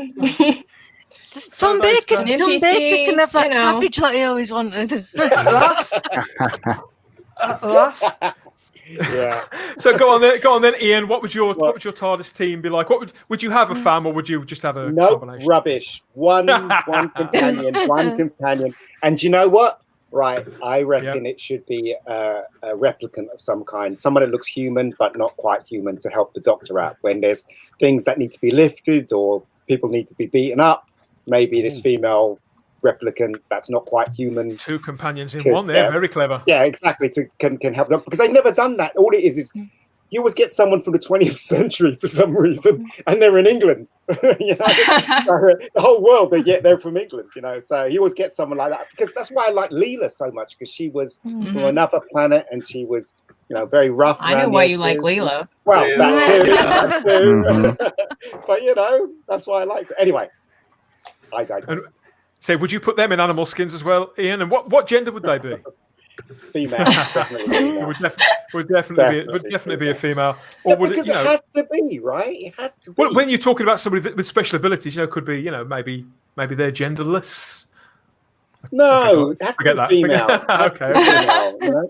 Because that's the tradition of Doctor Who, isn't it? I mean, yeah, they had Jamie and he was cool, and they had, you know, but usually though, everybody associates the Doctor with a female. You know, it makes sense. You know, and also I would have Romana as the companion. Yes. Oh, specifically, you'd bring somebody back. You'd bring somebody back from the past. Definitely, Romana is the equal to the Doctor. I'm not even going to say right now. Strong. Go on then, Andrea. Why do you disagree with this? I know. I agree with it. I just I want him to get out of my head. I'm serious. I swear to God. Get out of my head. We have a great suggestion here, Ian. We've got Katie Sheridan as a companion. Katie, I'm sure she'd be happy. There you go, Katie. It's a vote of confidence there from Daniel Lee. Yeah. She should be. Go on, Andrea. Where would you go then? Let's get Ian out of your head. There's got to be room for somebody else bobbling around. One companion, someone that was in the classic era. Oh. And that would be Romana. That's why I said, Ian, get out of my head. You haven't got a second. Go on. Yeah, hopefully the cast choice that I have isn't the same as his, but I'm sure we'll get to that. Yep. Interesting. And would you view them as being from the past or the future? Where would they hail from? What would be the dynamic with you've got Craig Ferguson there as the Doctor?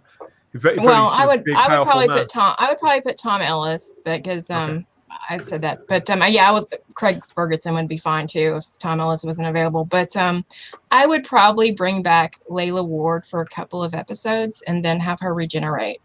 Oh, that'd be good. That is a really good idea. What do you think of that, Bolstrek, as a classic companion? Was Romana somebody that could be brought back in that way to do different things with her? It would work. I always thought a Romana spin-off series would have been a brilliant idea. And she is a Time Lord, so you could have a literal sister show to Doctor Who. But my casting, so female, older, so between the ages of 35 and 45, mainly because I think Donna Noble worked so well. Yeah. In terms of when I would place them, it would have to be British, or she'd have to be British. Not current year, not 2020. No, honestly, I don't want the show taking place in this era. Cool. There's just too much temptation for the era that we're pretending hasn't happened yet. Yeah. So I would place it in the 80s or 90s, probably 90s. I don't know, because I'm biased. So 90s. And when you have the Earthbound shows, it takes place in the 90s, not current year. I don't want current year going anywhere near this show. So that's my pick. That's an interesting idea to pick a companion up from the recent past rather than going back like a Jamie or a Victoria, somebody from a slightly more innocent we also age. didn't have Doctor Who in the 90s aside from the movie, so that period of Earth history has never really been explored. So I think that would work.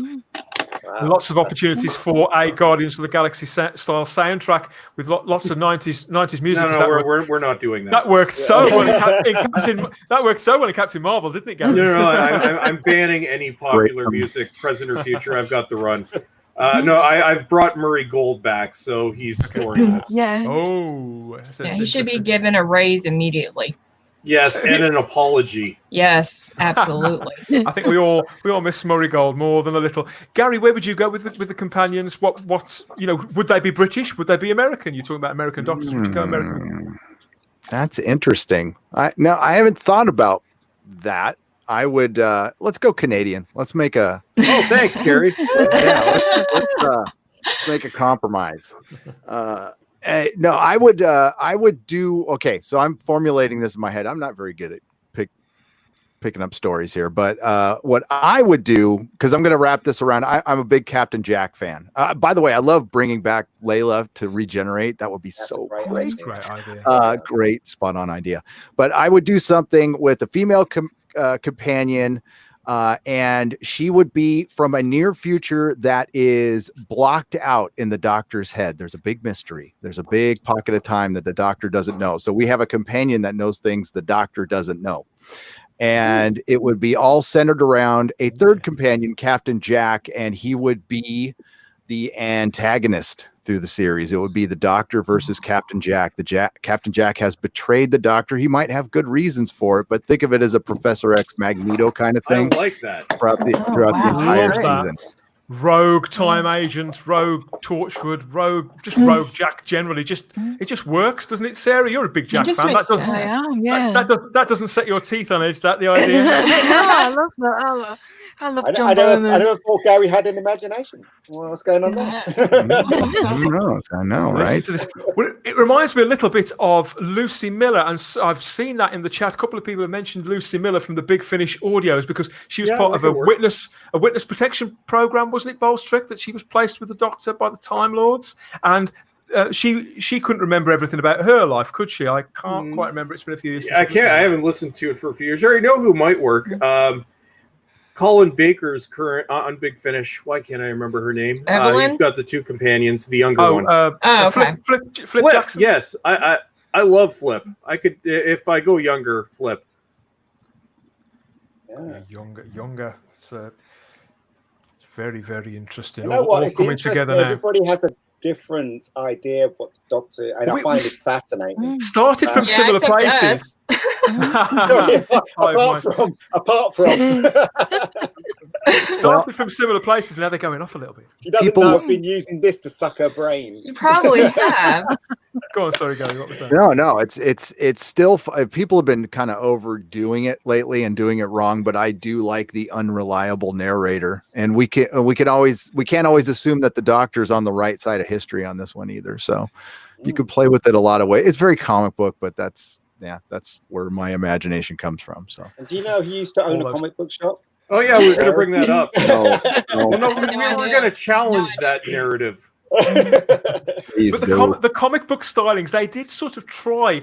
I think Stephen Moffat was trying to do that with the Capaldi Doctor. I think he viewed him almost as I think he viewed Capaldi's Doctor as the ultimate Marvel Universe version of something like a Colin Baker or a John Pertwee. I think he was trying to put elements like that in there, and it didn't quite gel. It didn't quite work.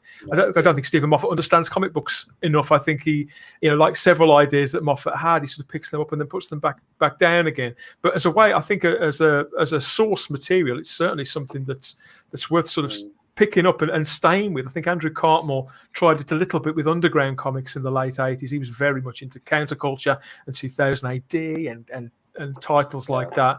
Back at your territory again there, Ian. But all of this stuff, all these your plot line there, Gary, with Captain Jack, I think that's really potent.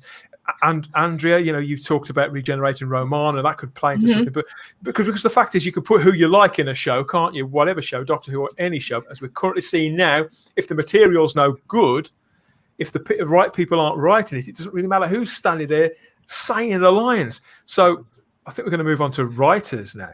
I'd like you to come up with, and I'm going to come to you for this, Sarah. I want two writers from you that you would approach. One, somebody from Doctor Who's past who's written for the show in the past, and you either feel they're like a safe pair of hands, or maybe you feel they never got a chance to show their best work, and one sort of pick of a writer that you're aware of on other shows anywhere in the world who you think would be a great pick for writing Doctor Who. Oh, okay. Well, returning writer, I'd like to see Matt Jones back because he wrote my favourite story of season 2, which was The Impossible Planet and Satan Pit, and he's never seemed to have come back. I was just going to say I can't remember him coming back, and I can't imagine why, because that was a big episode, wasn't it? It was a big. I know he has done some Big Finish, but I don't think he's ever come back. He's not come back onto screen. But yeah, I just think that's the perfect. You got horror there, you got your sci-fi, you got your emotional stuff. You got your morality stuff out. It was just, base under siege. You just got everything there. And a new writer, so I'm getting distracted by the cat. She just has to join in. For some of the Big Finish writers, maybe Johnny Morris, Jonathan Morris. Yes. I really like his work. I think, there's so many writers that go on to Big Finish. So I just think, surely we know it where, we've had Robert Shearman do both types of medium. So yeah, I'd like to see what Johnny Morris could do on screen. You talk about Big Finish. I suppose somebody that wouldn't be too far away from people's heads could be this guy. I'd imagine somebody's going to suggest him in the chat in a minute. He's probably written more Doctor Who than even Stephen Moffat at this point. Nick Briggs, the man who's been involved in Doctor Who fandom, of course, from making audio dramas and fronting documentaries right back in the 80s. And I think he's been with Big Finish, yes, right from the beginning. He wrote the very first regular story. Since the Bernie Summerfield. And if everybody hasn't checked it out, you need to check out Rabbi's interview with Nick Briggs as well. Yeah, it's good. Yeah, it's great. Oh, it's great. Put a link to that in the description as well. Unmissable interview. Well done, Sfeed. Fantastic stuff. But you'd think that he would be a shoo-in now, wouldn't you? Yeah, he could work as showrunner. Unfortunately, we've got chin balls, so... No, we haven't here. Not in this. This is a parallel universe. This is the Inferno world. From different universes. Sorry, we don't speak his name. He'll appear. Right. We're saving. We're saving. Right now we do like know who he is. Don't He's speak just his name. a writer. He does exist in the Doctor Who universe, but right now he's just somebody who's written a lot of very underwhelming New Who episodes that are crap. He's the catering crew in this world. Yeah. So, Bolstrek, which writers would you look to? One returning from who's written for Doctor Who before, and one person you've got your eye on. I am bringing back Gareth Roberts because he has proven that he is not woke. He has written some great stories. We would need to decancel. Oh no, he hasn't been canceled yet. But canceling just brings him up in my book. And this is an unorthodox choice, but I was thinking about somebody that's good on character. There we go. Actually, I have that picture in my thumbnail. I thought that Sarah, I thought you were going to go for Gareth Roberts, so I did get this prepared. And I did think of him first, but then I remembered about Matt Jones. So remind me, Bolstrek, which scripts did Gareth Roberts write for people out there who were less familiar? So Gareth Roberts has written The Shakespeare Code, brilliant episode. Unicorn and the Wasp, brilliant episode. Planet of the Dead, hate the Doctor's temporary companion, but good show. Other than that, great episode. I am probably one of the few people that actually really likes The Lodger and Closing Time. I love those stories. I know most people hate them. He wrote The Caretaker. Did you read any of his New Adventures books back in the 90s as well when he was first starting out? No. Yeah, it's been on my list. I got many things on my list. He created his own race of monsters and everything. I think I was really surprised that we never got to see those on Doctor Who. Who would be second writer then, Bolstrek? Okay, so this is unorthodox. I'm not going British. So when you asked me this question, I was thinking of somebody who's good on character. Because in the current universe, we have no character whatsoever. So I want somebody who can create compelling characters. So I was thinking, what show in the past 20 years has had some of the best characters and character development we've ever seen? And then that brought me to Vince Gilligan, Breaking Bad. Oh, yeah. Yeah. I don't think you'd be able to afford him. It's so expensive. You know? Well, no, we're not looking at money. Yeah, you're showrunner as well. Remember, Bolstrek, you're showrunner. So if you wanted to get Vince to write, say, 3 or 4, if you could save some money and write the rest yourself. Oh yeah, there you go. I'll just Robert Holmes it. Yeah. So what do you see in his writing? Because he's got a great way with dialogue, hasn't he, Vince? Great way. It's in terms of dialogue, he's up there. The best writer of dialogue that Doctor Who ever had was Robert Holmes, by a country mile. But what Doctor Who needs and what it's been lacking, really since outside of Capaldi, and actually really including Capaldi because his character was so badly written, we need somebody who excels at writing character, who excels at building character. And when you look at characters throughout fiction, is there any stronger character than Walter White in terms of development, in terms of understanding the character, in terms of character transformation over a 5-season arc? Yeah. So it is very wishful thinking, because we'd have to triple the budget and just allocate everything to the script, and I don't know, just use stick figures to play them out. But again, we haven't talked about money. We haven't talked, and the BBC's really bad with money anyway. So yeah, that's my choice. Runner up, if I wanted to bring somebody back, my runner up to Gareth Roberts was actually Stephen Moffat, to write one of his one-off episodes, not to write arcs, because sorry, Moff, but you kind of suck at that. But his one-off episodes that aren't Christmas specials, outside of A Christmas Carol, are absolutely brilliant. So that would be my runner-up to bring somebody back. I would have at one point said maybe RTD, but he wants to turn the Doctor into an animal now. So sorry, RTD. Yeah, you put it like I think that, that's a troll. I think it's a bit of a He's troll. nice. Yeah, I don't think that's serious at all. I did. I hope not. Ian, have you got any writers that spring to mind for you? People that you may know, even in the industry, that you feel would be great for Doctor Who? No, I would definitely. I agree with Bowstrick. I'll definitely bring back Moff. He'll do one standalone episode. I'd even bring back RT if he wanted to do it, purely because you have to respect the fans. You know, the fans would go crazy if Moff was writing an episode and RT was writing an episode. So but I will definitely supervise it to make sure that it doesn't go off into woke land or feminist land or anything like that, and make sure the story was solid and it had a beginning, middle, and an end, because sometimes they're not very good at doing a big middle and an end. So I'd like that. I'd also like to. There was the son of Stephen King wanted to write for. And I saw his show. I can't remember. Lock and Key. Yeah, Lock and Key. And I think, why very not well done. Yeah, why not get him? He'll bring a fresh perspective over the show, and he's a fan as well. So he'd be really good, And then I would try and pick writers that are good at drama, not soap writers like they did with this one, and just try and get a good table of writers.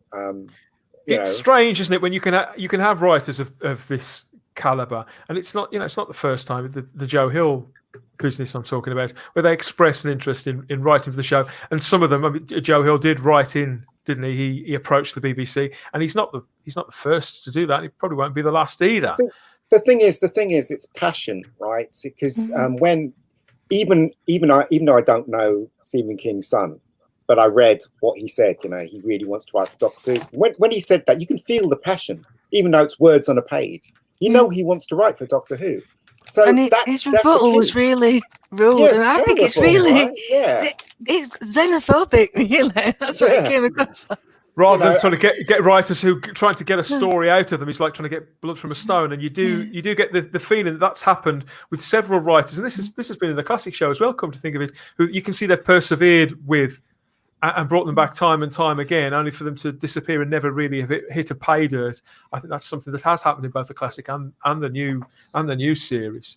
It's all about passion at the end of the day, with the people on the table to the showrunner, to everyone. You've got to know about Doctor Who as well. That's why I said if I was a showrunner, I would never trust. Obviously, I would want to lead, but I would be listening to everyone. I'd even go as far as to have some big thing with the fans and have a big Q&A with the fans and say, let's figure out what you guys want from a new Doctor Who. A Doctor Who fans town hall. How does that sound? Yeah, Gary? well,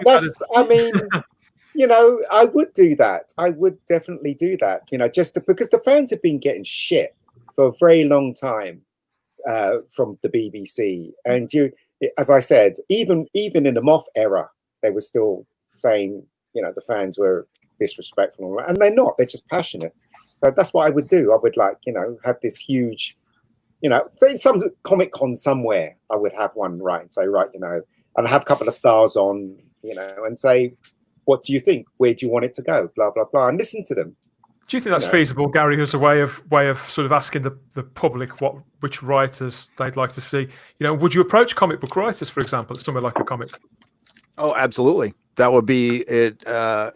When it gets to my picks, there will be a comic book writer in there. But I think that's a great idea to have a convention, something for the BBC. Finding a way to extend an olive branch. I wouldn't expect them to apologize for what's going on, but just maybe acknowledge it and go, listen, this show is about unity. Let's do something that unifies the fandom again and brings everybody together. And that way, the thing is, the entertainment industry has rebranded over the last 5 years into the influence industry.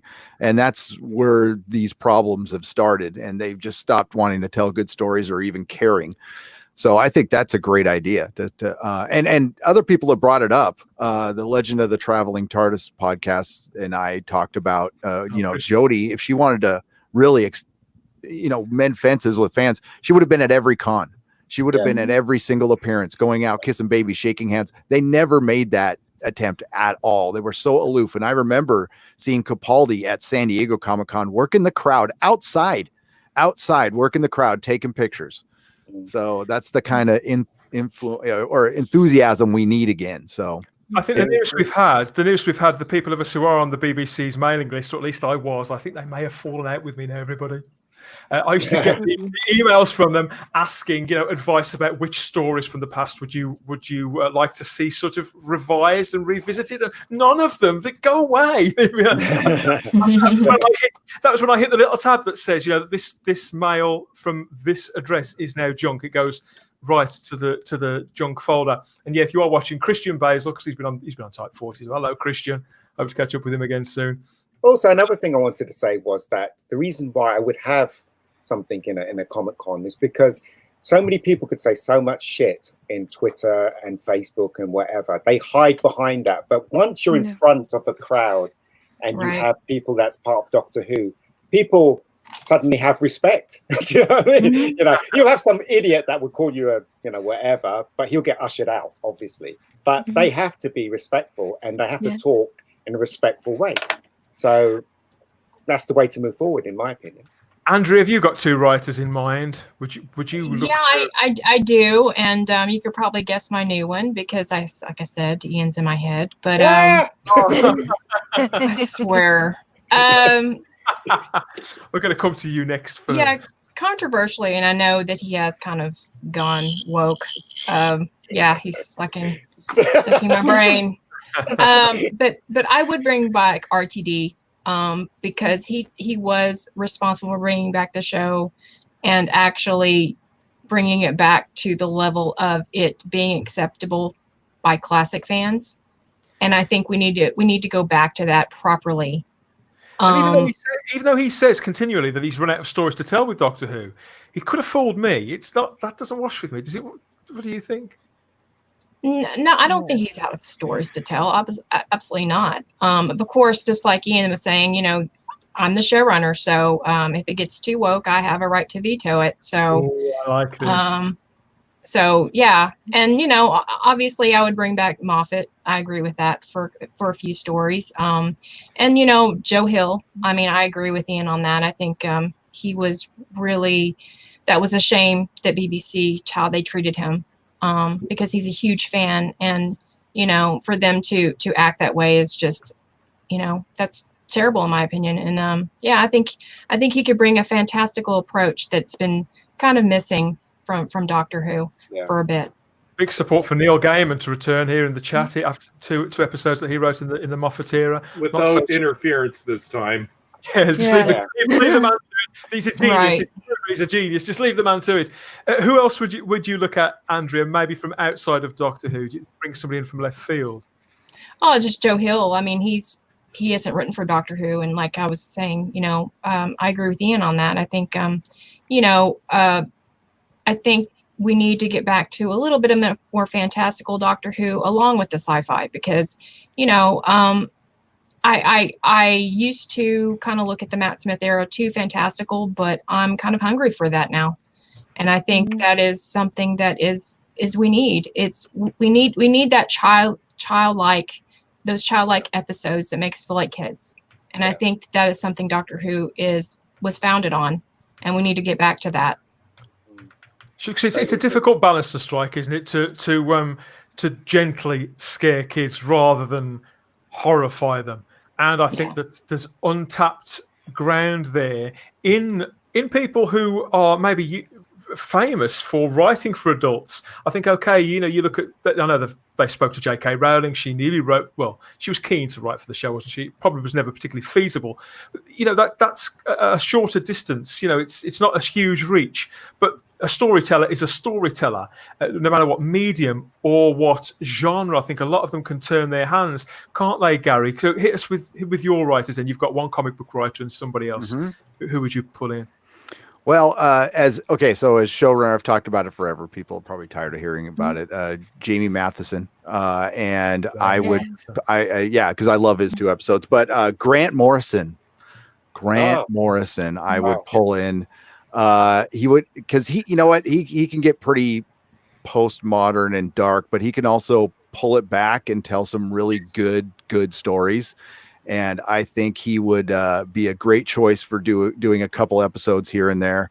Of course, bring back the Moff for a single episode. I did see an article recently. It was in the Sun, so I mean, it's probably not true. saying that Moffat saying he's done, like he's not going to write any more Doctor Who.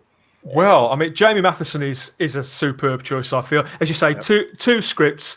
Both of them were pretty excellent. I mean, they're certainly among my favourites. Pitch perfect Doctor Who, and it is mystifying that he's never been back. But I'm fascinated by the idea of Grant Morrison. Like yourself, I'm a big comic books reader. I've been reading his stuff, his American stuff, certainly since Doom Patrol, and back at Marvel UK, he used to write the Doctor Who comic strip for Marvel UK. I think only 3 stories worth. But they were unique. Mm-hmm. They were quite high concept, considering that some of them ran to like 8 pages. But they were big ideas, and he put the kind of language that he put in the Doctor's mouth, and he revised. For example, Ian, there was a whole scene where he was sort of conceptualizing and thinking about sentient TARDISes and giving them voice. 2-3 decades before Neil Gaiman did it in the Doctor's Wife on the TV. So Grant Morrison would be superb, and I would imagine he's another Scott. He is a huge Doctor Who fan. I think he'd lower his. Do you think he'd lower his rate, Gary, for Doctor Who? You know what? Maybe he finally kind of hit it here in America a little bit with this show Happy. He'd been trying to break in forever. And that got messed up in the end. But I think he might. Is that done now, Gary? Yeah, it's done. It was only really meant to be 1 season. It was surprising that they got 2, and it was a bit of a stretch because it was based on 4 comic books, and it was supposed to be a Christmas story, about an evil Santa doing horrible things to kids, and an imaginary friend trying to save a girl, so she reaches out to a hitman. Or he reaches out. It's a little blue donkey voiced by Patton Oswalt. I don't know about you. I found that blue donkey a bit scary. It is a bit scary. It is. Yeah. The first season is great, but it's not for everyone. No. Had trouble sleeping that night, did you, Ian? Yes. Yes, I did. But yeah. Okay, so we've got our writers, but I was wondering, everybody, over the last few years, in fact, I think it was Stephen Moffat really that started playing with the format. Just very quickly, let's go back to you, Gary. Would you have a really, really strong arc of 2 and 3 part stories even, or would you go back to more standalones and keep chopping and changing? No, I like the 2-part stories. So I wouldn't do 2 or 3. 2. I would do 2. But absolutely, positively, no 1-year breaks, no splits in seasons, nothing. I'm going to hire people who are going to get the work done, get it done on time, get it done under budget, because I'm that kind of an a-hole, and they're just going to finish, or they're not going to be around. I will let people go immediately if they're going to delay my show, make my show woke, or attack my audience. None of that. That's Doctor Who. I've seen shows twice as expensive get made quicker. I don't know what the holdup is. And Chris, nobody does. Frankly, I'm happy there's a delay now, but I wasn't before. I think. I mean, the thing is, we're all taking it as read that the 45-minute episode format would stay, but there are people out there who are quite keen on the idea of going back to a 25-minute format. I love that idea. I absolutely love that idea. Yes, do it. Ash versus Evil Dead did that. I know. Here's what you'd have to do. Did they all drop at once though? Bowles Trek, those Ash versus the Evil Dead. No.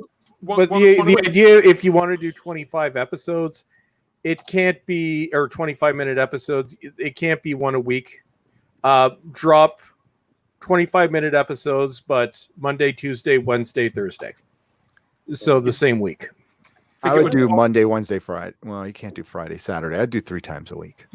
Because that worked during the Peter Davison era in the UK. Didn't Ian? If you remember, it used to be on twice a week, and although it's quashed the average season down, it ended in half the time. Obviously, the momentum and watching at school, even though it wasn't on Saturday, it gave Doctor Who this massive boost, this new lease of life, and we was talking about it in the playground, probably even more. Big, and you had time to talk about it because they didn't drop it all at once. Dropping it all at once is just the dumbest thing you can do. I know you don't agree with it. You don't agree with it. I hate it. No, because you miss out on free advertising you cannot pay for. You have me talking about your show and you talking about their show in between each episode. Now, it doesn't have to be weekly, and I guess The Expanse is going to play with this. When they come out, they're going to do something like dropping an episode every couple days. Which is a good compromise. I still don't think it's great. Game of Thrones would not be the show it was, despite its horrible end, if it didn't have people talking about it all week long. Podcasts, watch parties. That's how your show gets immensely huge. Doctor Who had that and now has given it up, and they have to. I mean, it's an impossible task to get that going again, but it doesn't mean they shouldn't try.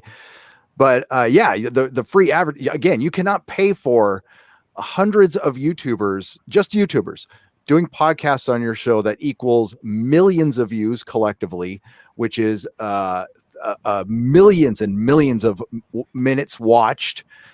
And that is putting it out in the atmosphere, putting it out in the universe constantly. And people are thinking about it at work and thinking about it during the week. And then they start obsessing about your show. And then they start theorizing about the plot instead of behind the scenes drama or whatever the hell is going on, because they're actually interested in it. Yeah. And then you become a superstar. It would make a change to have people talking about what was actually on screen for a change, wouldn't it? Nice. Totally agree. After a few years. Andrea, you're somebody who, as we've talked about, you're deep diving into the classic show every week on your YouTube channel. So this idea of 25-minute episodes, obviously thinking about it and enjoying these classic episodes is one thing, but bringing it back, is this something that's working for you, or would you rather stick with the 45 minutes? I would rather stick with the 45, 50 minutes, and I love classic. I wouldn't want it a long continual story arc. I would like to go back to the classic formula of like 2 episodes, or basically, that is an arc, and then you go to the next one, which has nothing to do with just the 2 stories that you had before. I'm more interested in doing that. I think that's kind of more of an episodic approach. I don't know if that's the right term.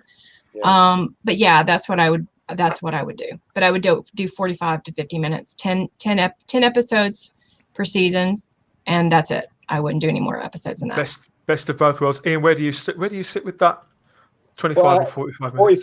45 minutes. 45. I would have standalone stories apart from the climax. At the end of season, I'd have maybe a 4-parter or a 2-parter leading up to a cliffhanger. If it ain't broke, don't fix it. And by this point in 2017, it wasn't broke, was it? It might have been bending a little, but it wasn't broke. Right. Sarah, that's what I would do. Yeah. Sorry, Sarah, what do you think as somebody who came to the show in 2005 and you sort of rolled out with the Russell T Davies era and this format, the faster format and those chunks? Is it a split allegiance for you? You're not quite sure where to go, or is it very clear in one direction? I'm more used to the 45 minutes, but I want to get rid of the routine, because it kind of got, the first 4 seasons, you got a couple of 2-parters, and then you got your finale, and I want to shake that up. I want to go back to, you don't know what's going to happen that week. You don't know if it's going to be a 2-parter or a 3-parter. I always think like Utopia, where we thought it was just a standalone, and how that just turned and rocketed into this 3-part, epic thing at the end of series 3. And yeah, because like, oh, they're always going to save the big thing till the end, and I want to bring it back to actually maybe this might happen halfway through, and I want that thing of it's not safe anymore. We've had it too safe for too long. It didn't help with Moffat not killing anyone, and then we've had this era where it's just been so boring and so safe, and I want the cliffhangers. Exactly. You've read my mind, Kelly. I think everybody misses the cliffhangers, Kelly. But if Doctor Who went to the streaming platform, which it probably will when the BBC dies, they can do anything they want. They could have an episode where it's 30, 20, 45 minutes. Because I've seen shows like that, on Netflix. There are shows that don't have a set time. And in fact, right, 40 Towers, the actual classic 40 Towers, never had a set time. Every episode was a different time. It ended when John Cleese said it ended, didn't it? Because he spend about 4 years writing those scripts, and he went to them and said, "Look, if you want my scripts, you have them as they are. They are exactly. the timing is perfect. Every line is perfect. Take it or leave it." Because he knew that if they didn't have it, ITV back in the mid-70s would absolutely definitely have done. Now, I did wonder about this because I think obviously a generation of kids have grown up accepting that Doctor Who was structured in 2017, certainly in a very, very particular way that was more than the sum of its parts. That did hit us with the short bursts and those cold opens, which is a way of getting the cliffhangers back that I really liked and I've really missed. And I think Moffat was. No, actually, he was always right to the end capable of bringing out a couple of perlers. But then you'd got what was it? Yeah, Series 8. They were all standalones, weren't they? Apart from, I suppose you could say the last was a 2-parter, sort of. But I think the show hasn't been helped. I mean, Gary, you said it earlier on about the big breaks, but I think messing with the format as well to the extent that they did in such a short period of time. People needed more certainty than that. At least if people didn't always know when a series was going to begin or end, then they could at least know and anticipate the meal. That's part of the joy, isn't it? That's sort of the gratification of taking in anything. And one of the ways in which I think, just one of the ways in which I believe the BBC have taken the Doctor Who audience for granted, probably since 2013, I'd say Bolstrek. Yeah. I don't think that's particularly unfair. As I said, the audience are very different today. If we're talking about making it for today, I mean, there's no rules now on how long an episode is. As I said, I've seen many shows on Netflix where the episodes go up and down. So, it tightens it up. Yeah, well, it tightens it up as well because you're not trying to pad an episode to make it fit, or you're not trying to cut out like Faulty Towers, cutting out things that shouldn't be cut out. So that freedom works. If something works as 40 minutes, leave it at 40 minutes. Yeah. If it works as an hour and 10 minutes, leave it at an hour and 10 minutes. Yeah. Right. Okay, so you've got your new take of Doctor Who, you've got your format, and you've got to give people some viable threats here. You want to keep the kids up at night. You want to make sure that there's a few wet beds out there. Andrea, I'm going to come to you. I'm going to come to you. I'm going to come to you first. Which monster would you bring back? An old villain, an old classic Doctor Who monster, or a new classic Doctor Who monster? Would you have a big bad of the season? Who would you pick? I would bring back the Vashta Narada because they were like just one episode. Good choice. And we didn't get enough of it. I mean, what are they? We didn't find out what they really are, really. So yeah, I think they should definitely bring back that. And the other day I watched, I think it was Before the Flood, the Fisher King. I thought that was a fascinating villain. I'd like to see that too. But yeah, I don't really. As far as classic, there's a lot. I mean, but yeah, I guess I'm just more focused on the new. I mean, kind of have some classic. Mandrels. Say Mandrels. Okay. We'd have to They'd change the update way them they a bit. look. We'd have to change the way they look. That would have to be changed. They look great. I'm slightly obsessed with the Mandrels. People who listen to the podcast will say I've got this thing about the Mandrels. I loved them when I was a kid. I still sort of love them now. And Harrop have just put out this brilliant model of the Mandrels because they sort of they were drugs that were being smuggled across space, weren't they? And I think as a sort of a substance abuse and all, there could be something quite fun that you could do with that now. But I just like their big old goofy faces and the fact that they're wearing flares and those big green boggle eyes. I would love that. Sarah. Who would your monster be? I approach this a different way as the things that I don't want to see for a long time. And that Yeah, that's fair enough. By 2017. the Master, let me say. I don't want to see the Master for a long time because we've had three full seasons. The Cybermen, I just want to go away for a long time. Not even the half Cyberman with the half face, the broken face. Not even him. I did like he was like the only good thing in it, and it's completely ruined him. Oh god. Obviously you got to have a Dalek in there, but I want the Daleks to be, the main antagonist. It's far too often it's just they've just popped him because obviously they're contractually obliged. Yeah. And I can't think the last time we had a proper decent Dalek story. Probably Dalek. Dalek, yeah, Dalek. definitely. Great story. I'd like to see that. I'd like to have seen the Sea Devils back. Briefly, Sarah, would you have the Daleks, or would they be on their own, or with Davros? Is it? What do you think? Yeah, both. I'd like to see Davros again. I wasn't as impressed in his second appearance as I was his first with the sewer Daleks. So go on, then tell us about the Sea Devils. Why the Sea Devils? We've had the Silurians. Because we've had the Silurians, and because there's similarities and there's differences, and I think they're a really good, modern monster for this kind of time, but obviously not in this era. I mean, when it was announced that they might have been coming back for season 12, my ears did prick up, but then I just thought, well, they're just going to mess them up anyway. Yeah. So I'm kind of glad they weren't used. I'd like to see the Rani back as well. Love the Rani. Yes. Yep. You too, Gary. Yeah, she's. She does things to me. Really? You want to know? No, I do love the Ronnie. I just love the fact that she's amoral rather than just a moustache twirling bad guy. I don't think Kate O'Mara ever had a moustache, but you take the point. It's a figurative moustache. Yeah. So what would the Rani's sort of latest maniacal plan be? What would she be up to? Do you think, Sarah? Don't know.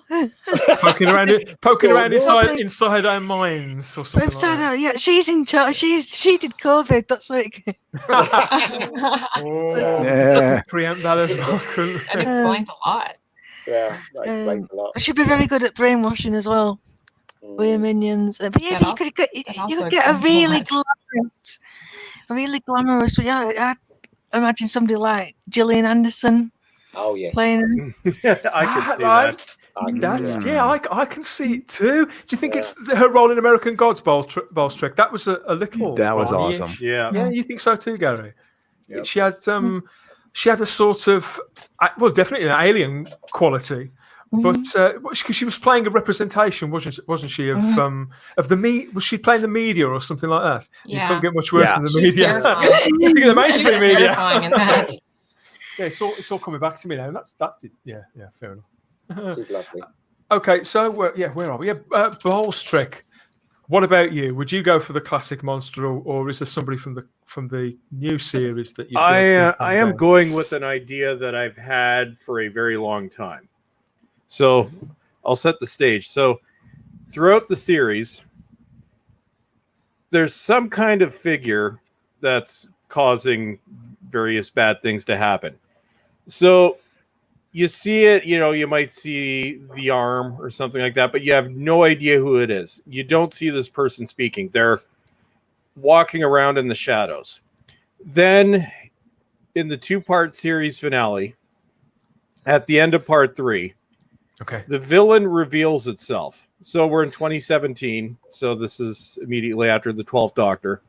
So the villain is revealed. It's Peter Capaldi. What? So something happens during the regeneration where as the Doctor is regenerating into Martin Clunes, something happens. The previous regeneration splits off. And, maybe you can work out that subtly that the Doctor doesn't remember anything about his previous incarnation. And, without going too deeply into it, there's this block and I don't remember what happened.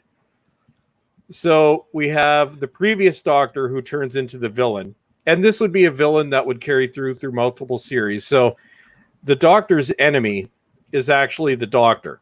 And something has happened to the 12th Doctor over this period. Say, you could fill in the blanks as to what's happened, but something's happened that's made him twisted and evil to the point that he's forgotten what made him good.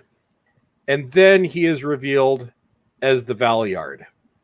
Because in the this is giving me chills. This is giving me chills just thinking about it. In a Trial of a Time Lord, it is said the Valeyard is between the Doctor's 12th and final incarnation. So, meaning Capaldi is the 12th Doctor. Technically his final incarnation, but something happens there. So the villain is the Doctor. I've had this idea since I was a kid. Wouldn't it be cool if the previous Doctor turns out to be the villain? That could really work because of the nature of how Matt Smith regenerated, getting that no regeneration cycle. That could totally play into that. That's really exciting. Yeah. You see the baseball flying out of the park. Somebody's just giving it a good old You win. I don't know. You win. Just give you the Follow job. that one. Follow that one. Ian. Sorry? Follow that one, mate. What? Yeah. No, That'll teach I can't. I think that's a brilliant idea by Bowstreck. Damn him. And so does Chris Persia. Yeah, it's a really good idea. But I would do what Starry. I'd bring obviously you have to bring the Daleks back, but I would have the Daleks right. I would change the look of it slightly, but not so much that you don't recognize the Dalek. And also, I'd make the Daleks really fast. Because you remember as if anybody would do that and change the Daleks. Right, do you remember? Listen, do you remember the Zombies film where the zombies used to walk like this, and then people used to run away from them, and then came this film directed by some British fella, and they were running. The zombies are running, and they were, they're really fast. So if I brought the Daleks back, they would be really fast. They would be really hard to get away from. They'd be destroyed. They tried that with the Cybermen, didn't they? They had them moving sort of lightning fast. We think there's somewhere in the middle. Yeah, but that was done really badly. But we got the visual effects to do it now, and I'd create some new monsters as well. And I'd like to bring back the sea monsters because they really don't get the credit they deserve. I like to bring them back. And but my idea is not as good as Bowstreck's, though, man. I got to take my hat off. If I had one. I've had the idea for like 30 years, off. Man. So it's wherever it is, it's up there. It seems so obvious now you think about it, but I was there, so hanging on. Where's he going to go with this? It's an excellent idea. I wondered about the 50th anniversary and how great it would be if Christopher Eccleston would have turned out been playing, say, the Doctor from another dimension, rather than the Ninth Doctor from our universe, and how they could have shown us another history where maybe the Doctor had created the Daleks, and but that was really contrived. I like your idea better. Like I said, we all have these ideas, don't we? We bow down to you, Bowstreck. That is about Gary, have you got a Doctor Who monster? We heard your Captain Jack idea earlier on, which I'm still really sold on, but are there any villains and monsters that have stuck with you from your mighty action figure collection that we've seen on your videos? Anybody that haunts you out of that lot? Wow, I don't have an action figure of who I'd like to finally see. I mean, along with the Valeyard, you kind of took that Omega There's always there was this big Omega when the Great Intelligence kind of came back, and they were talking about that. They were with the name of the Doctor. It was always theorized, or not always, but a bunch of us were theorizing that Omega would come back, and I loved that idea. It was a strong rumor for a while, for a good 6 to 12 months. Yeah. So I would like to see that back. And now, as far as like the Daleks are concerned, you always got to have the Daleks, and maybe I'm in the minority here, but I do think there was a good Stephen Moffat Dalek episode. I love Asylum of the Daleks. I love that freaking episode. It made him creepy, and the stalks coming out of the forehead and the sleeper human whole thing. I love that idea, and I would definitely run with that at some point in time. But I'm not as dark as the others. I kind of like that one. I liked Into the Dalek a lot as well. I can't. That one was good. I did like some of them. Perhaps they've never been probably the crown. I don't think they've been the crown jewels of a season since series 4. No, they haven't. And that's probably RTD was much better. Yeah. With epic stories. Moffat was good with the timey-wimey, unreliable narrator stuff, but RTD could just tell a straight story and do it very well. Moffat was much better with isolated stories. Yes. Moons of Madness agrees here. Asylum was epic. I loved it. It was horrible what happened, and Clara was great in it. That's the end to that episode is brilliant. When she finally realizes. Yep. And we've got a message here from Problem Being, our good friend Problem Being. Says every season they keep saying Omega and the Rani were coming back, and they it was a recurring thing, wasn't it? The Voliard. So I think some of it came from us fans, but eventually when the mainstream press got hold of it, I don't think they ever really knew who these characters were, but they would sort of turn up in Digital Spy and silly places like that, where they just latch on to try and get our clicks. Because the Daleks, right? I think the Daleks should be really scary, because I remember when they had that episode with Chris Eccleston, and they were saying, no, we wanted the Daleks nobody to joke about the Daleks anymore, so they made it, had the sucker work and all that. But I still don't think the Daleks is as good as the Borg, because the Borg was really terrifying when they were introduced, and I think that's what we need to do with the Daleks to make them really terrifying, just like the Borg. That's what I think anyway. Because obviously there's the connection between the Cybermen and the Borg that everybody sees, but I suppose in their stylistically, because the fact that they're humanoid and they sort of slowly walk around, well, they're supposed to slowly walk around, but you see something of the Daleks there as well. Maybe the ultimate treatment of the Daleks would be to do something more like that with them, because I think when Steven Spielberg was developing, when Amblin was developing Doctor Who, of course they were more humanoid Daleks. We've all seen the concept sketches. I would imagine they were all inside sort of because and Davros even more so. They got like spider legs and things like that. Yeah. But they intended on getting more into the sort of human side of it. They're going to be human Daleks and things like that. I've never been particularly convinced by any of it, but I think the psychology is what sells all of these characters that we're talking about. I mean, apart from the Mandrels, maybe. Apart from the Mandrels, there's obviously the sillier costumes. There's the kind of the picture book, the children's picture book ideas. There's nothing greatly psychological about them, but the Daleks and the Cybermen, I think the reason why they endure, and the reason why half of you have picked them, is because if you've got the right writers, and if you've got directors who can bring something new and individual to it stylistically, you can. It's like you can Mini Cooper the Daleks, all over again. It's worked before, and it would work again. Just don't make them look slight and pathetic and all shriveled up. It would be a very silly thing to do. I can't imagine anybody who would seriously do that. Directors, Ian. Yeah. What? Yeah. Hello. Directors now. Yeah. As a director, I would imagine that the one name on your lips to get into direct Doctor Who has never done it before is even Ian David Diaz. Absolutely. Absolutely. I would direct a lot of those episodes, but I would you do a block yourself. I would do a block, of course. But I would also bring Peter Jackson on because he's passionate about Doctor Oh, Who. Ian, you're in my mind now. Oh God. He's everywhere. So I would Use bring his Sonic to infiltrate your That's mind. right. That's right. I bring Jackson. Peter Jackson on, definitely Peter Jackson, and I would bring. I would literally get Edgar Wright to direct an episode of Doctor Who, maybe a light version, light episode, whatever. And this is my wild card. I would like to get David Tennant to direct an episode of Doctor Who. He has directed before. I don't think he's directed drama, but he has directed before. Yes, exactly. So to get him on, just for the fans, just to say, we got David Tennant directing. You got to be nice to the fans. You can't treat them like shit. You got to be nice to them, but you also got to find the balance to do what's right for Doctor Who and what's right for the fans. So Edgar Wright was offered Rose as well, wasn't he, Sarah? Oh yeah, He had in talks. Did he have conflicts? I think, and he couldn't do it. I would love him to direct an episode. And of course, Sean at the Nerdaholics reminds us Peter Capaldi. Of course, he's an Oscar-winning director of a short film. Not quite the same, I know, but interesting option.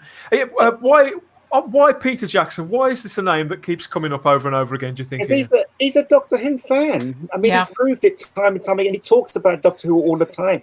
And it was so stupid that the BBC didn't pick up on that. I mean, look, right, let's face it, right? Doctor Who does not belong to the BBC. BBC hates Doctor Who. They never give Doctor Who the right budget.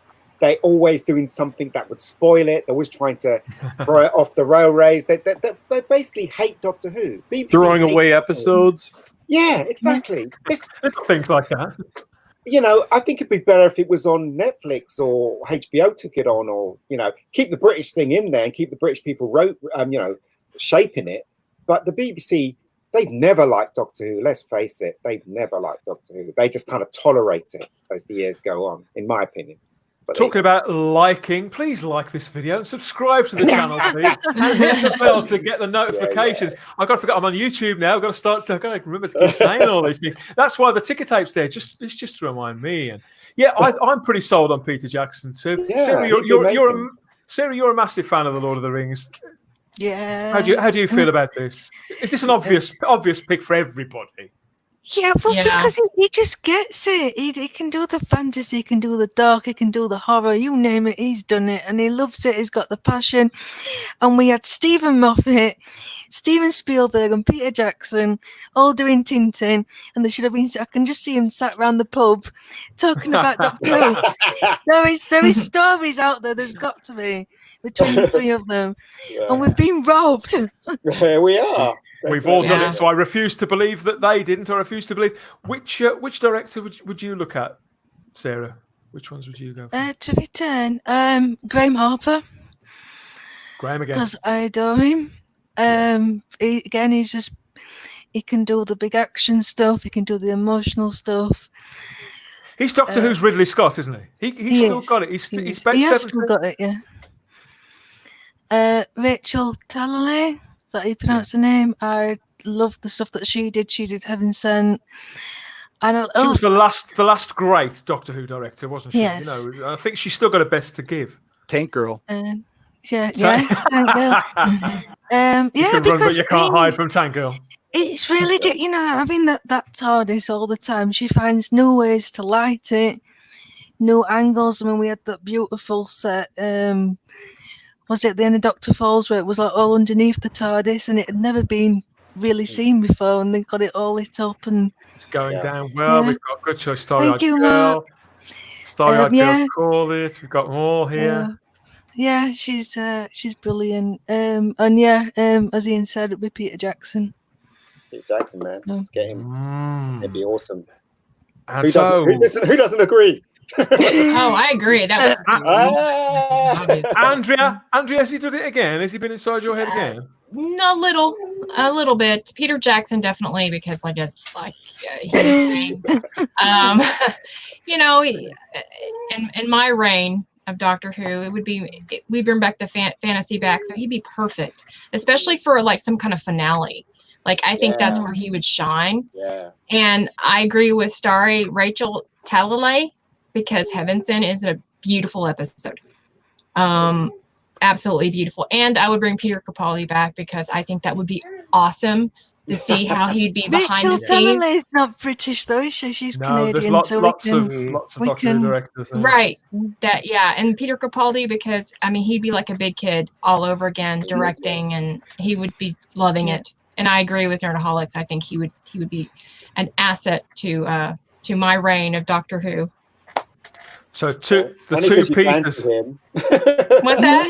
It's only because you fancy him. Well, yeah, that's true. Too. I have to look Okay, at him too. That's a scurrilous suggestion, Ian. I don't know where you. I don't know where you. I don't know where you got that from. No idea. Idea whatsoever.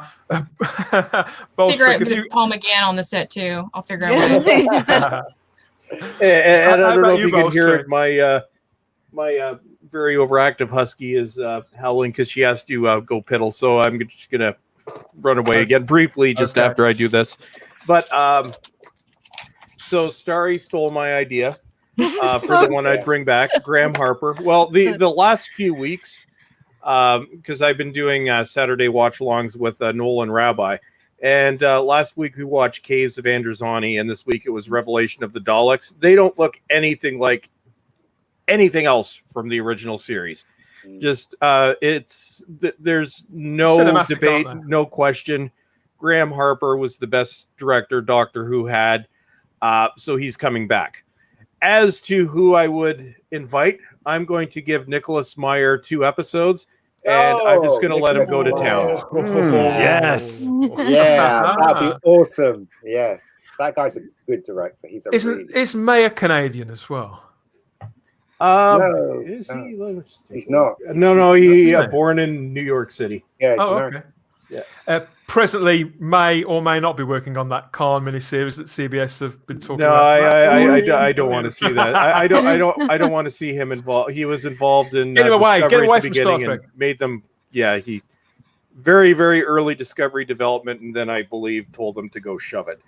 And Mayer was involved in very, very briefly, as was Leonard Nimoy, in talks with the film company Coast to Coast in the early 90s when they were, I don't know how close they were to making that Doctor Who film. If you speak to Coast, and Peter Lytton, wasn't it? If you speak to any of the people involved at the time, they're really, really close, but everybody else says they were nowhere near at all. But yeah, Nicholas Meyer was one of the people who they'd apparently got lined up. Leonard Nimoy, I think Leonard Nimoy might have talked about it in his second autobiography. So I want to see him do a Doctor Who themed Day After. I love that film. Oh yeah, that was him. Yeah. Oh yeah, that was him. The not quite as terrifying as Threads, but Threads is the most terrifying thing you will ever watch. To anybody that hasn't seen Threads, it's the British version of the Day After. But the Day After is a wonderfully horrifying movie, and the first thing he directed right after Star Trek 2. So I want to see an apocalyptic, the world is ending Day After Nicholas Meyer directed extravaganza insanity. And I will be right back before my dog kills me. You can imagine, can't you, Gary? Imagine the Peter Capaldi's Valyard in that apocalyptic Nicholas Meyer directed Doctor Who extravaganza. It's really, really sort of potent. It really gets to you. But which directors would you look to? I am not super familiar with all the Doctor Who directors. Rachel Talalay was the one I knew because I like Tank Girl. So I would, let's go out of the box here. It's going to be episodic, but I really like the idea. If you're going to do a story arc, one of the greatest seasons of television I have ever witnessed was True Detective season 1.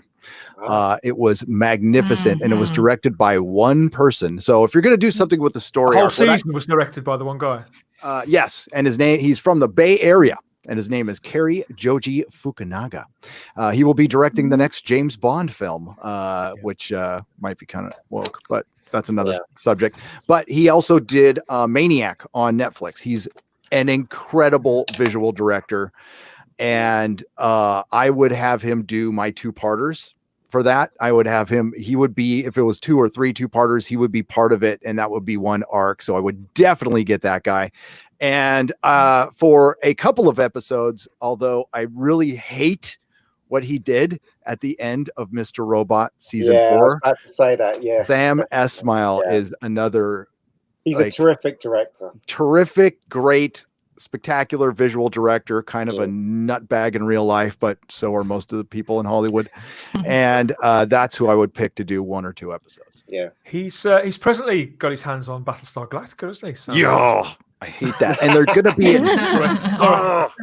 it's going to be, and you heard the concept. They're like making it part of Ronald D. Moore's universe. They're not doing a reboot. Or, it's an extension of it, or maybe a prequel. Yeah, it's the worst idea ever. It does make you wonder where that could possibly go. That it could be any good whatsoever. There are a million ways you can go with Battlestar Galactica, like maybe remaking the original one using and that would be much more fun, much more Guardians of the Galaxy, Star Wars like.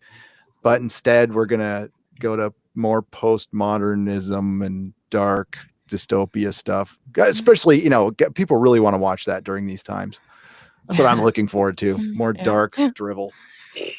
I think that yeah. I mean, obviously you got people who've directed dark things. I think now. I mean, particularly now we're talking about now.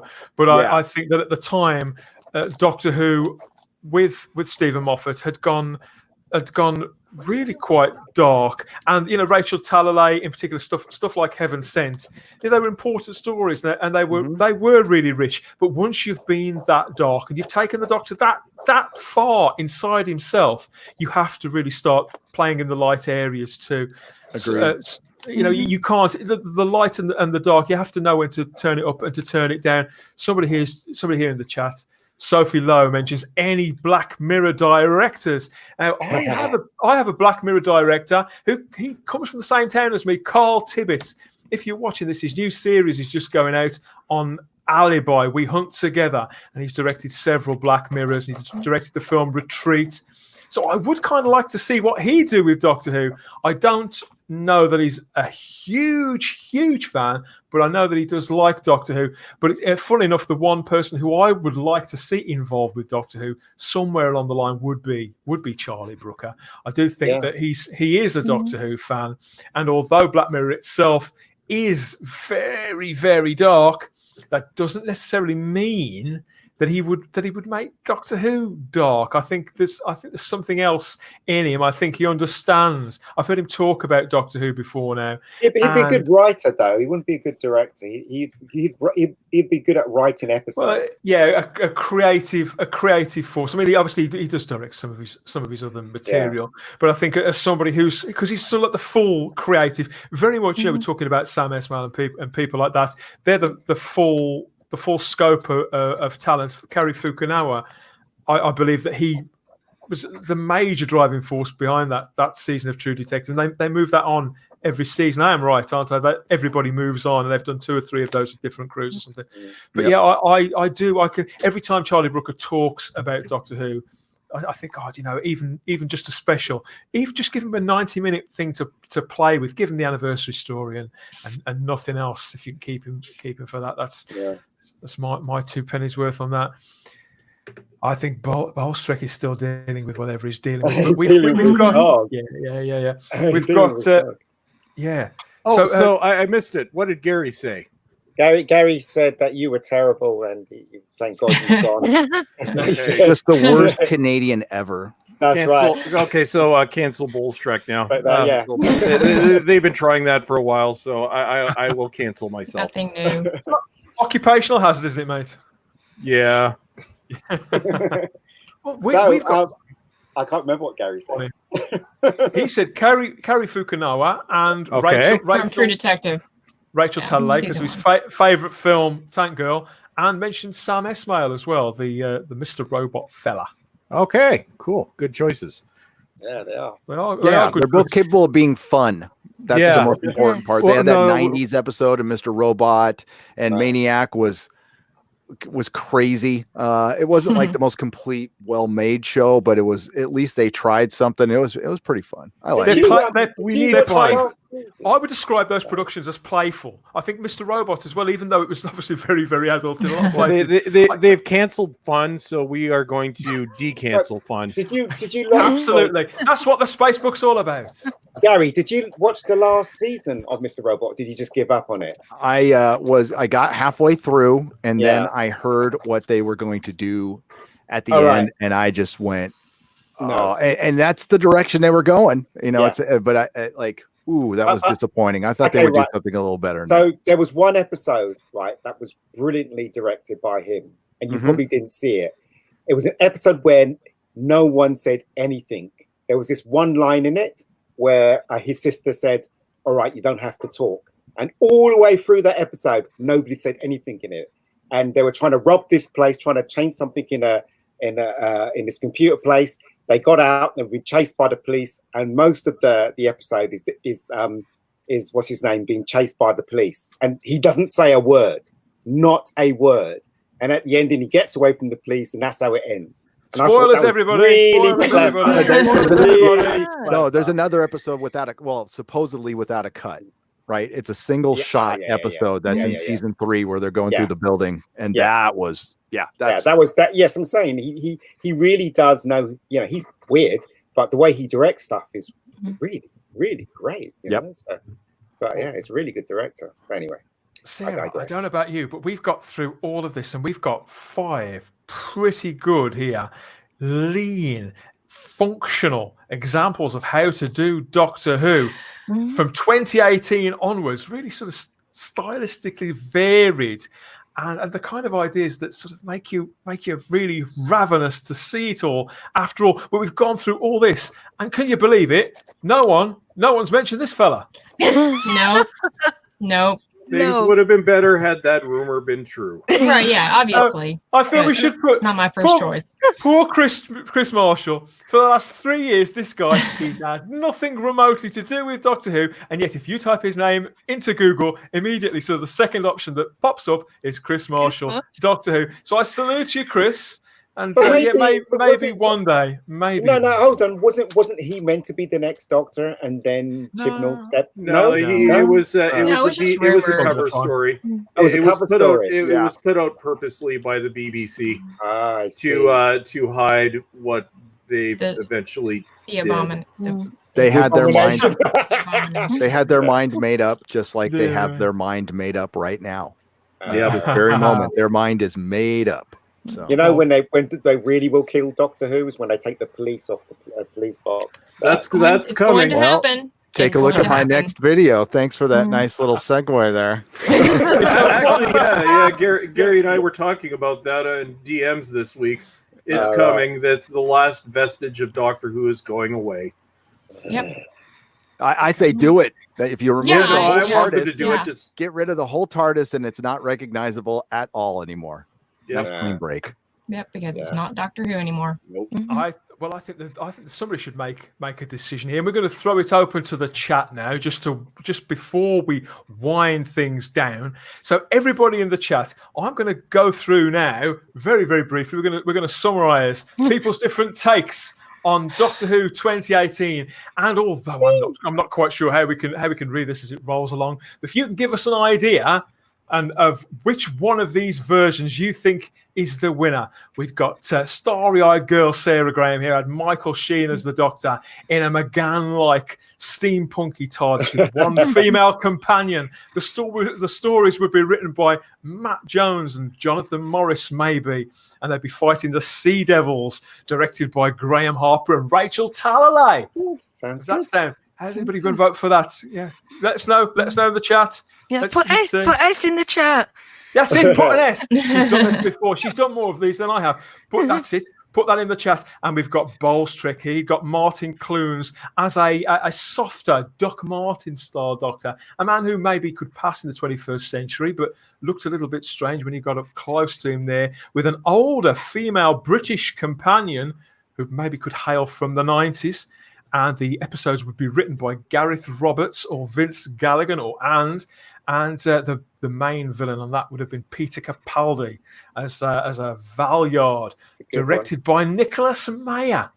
Yeah, don't put cancel Bulls Trek. The hashtag cancel. That's it. Put that, and you can put hashtag Mega Geek if you want to go for Ian's Tom Ellis starring Doctor Who, where he'd have his white futuristic TARDIS where the console floats, one female companion, but with otherworldly kind of abilities yet to be revealed. They'd be written by Stephen Moffat and Joe Hill, and probably Ian David Diaz, if I know Ian David Diaz. He'd be in there facing a brand new take on the Daleks. He'd be roping in Edgar Wright and Peter Jackson to direct a couple of blocks each, as well as the aforementioned Ian David Diaz. You're seeing a pattern here. Yes, hashtag Mega Geek if you vote for Ian's. Have we got any vote? We've got a couple of Mega Geeks at the moment. He's doing well, and we've got one each for Sarah and Bowles Trek. Mega Geek is sort of Bowles Trek's in the lead so far. Oh no!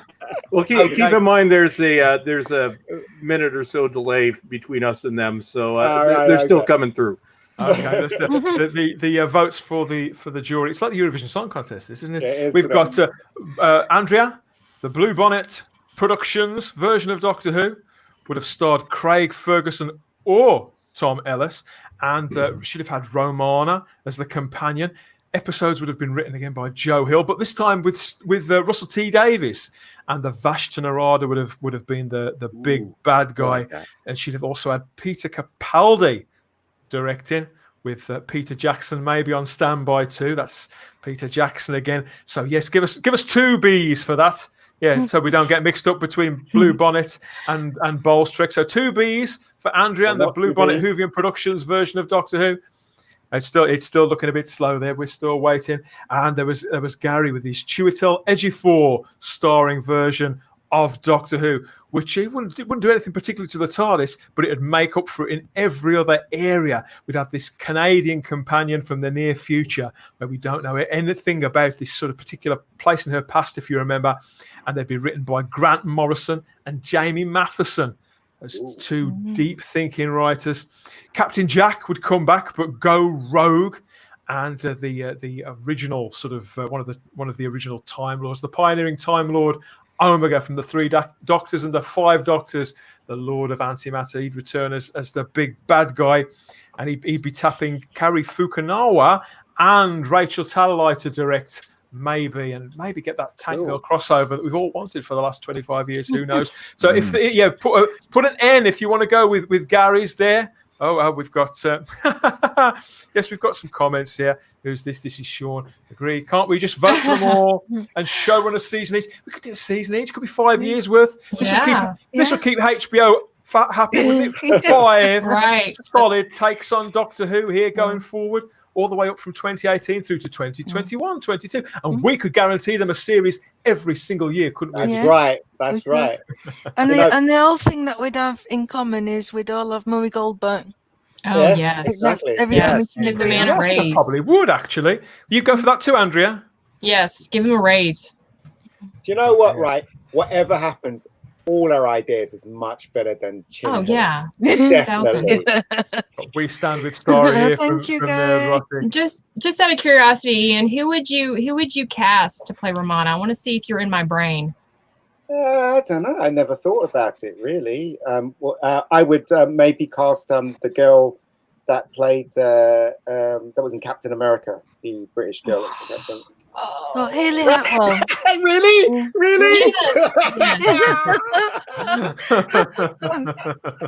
I love this sort of blankety blank thing we've got on where people interacting with us. Aubrey Plaza.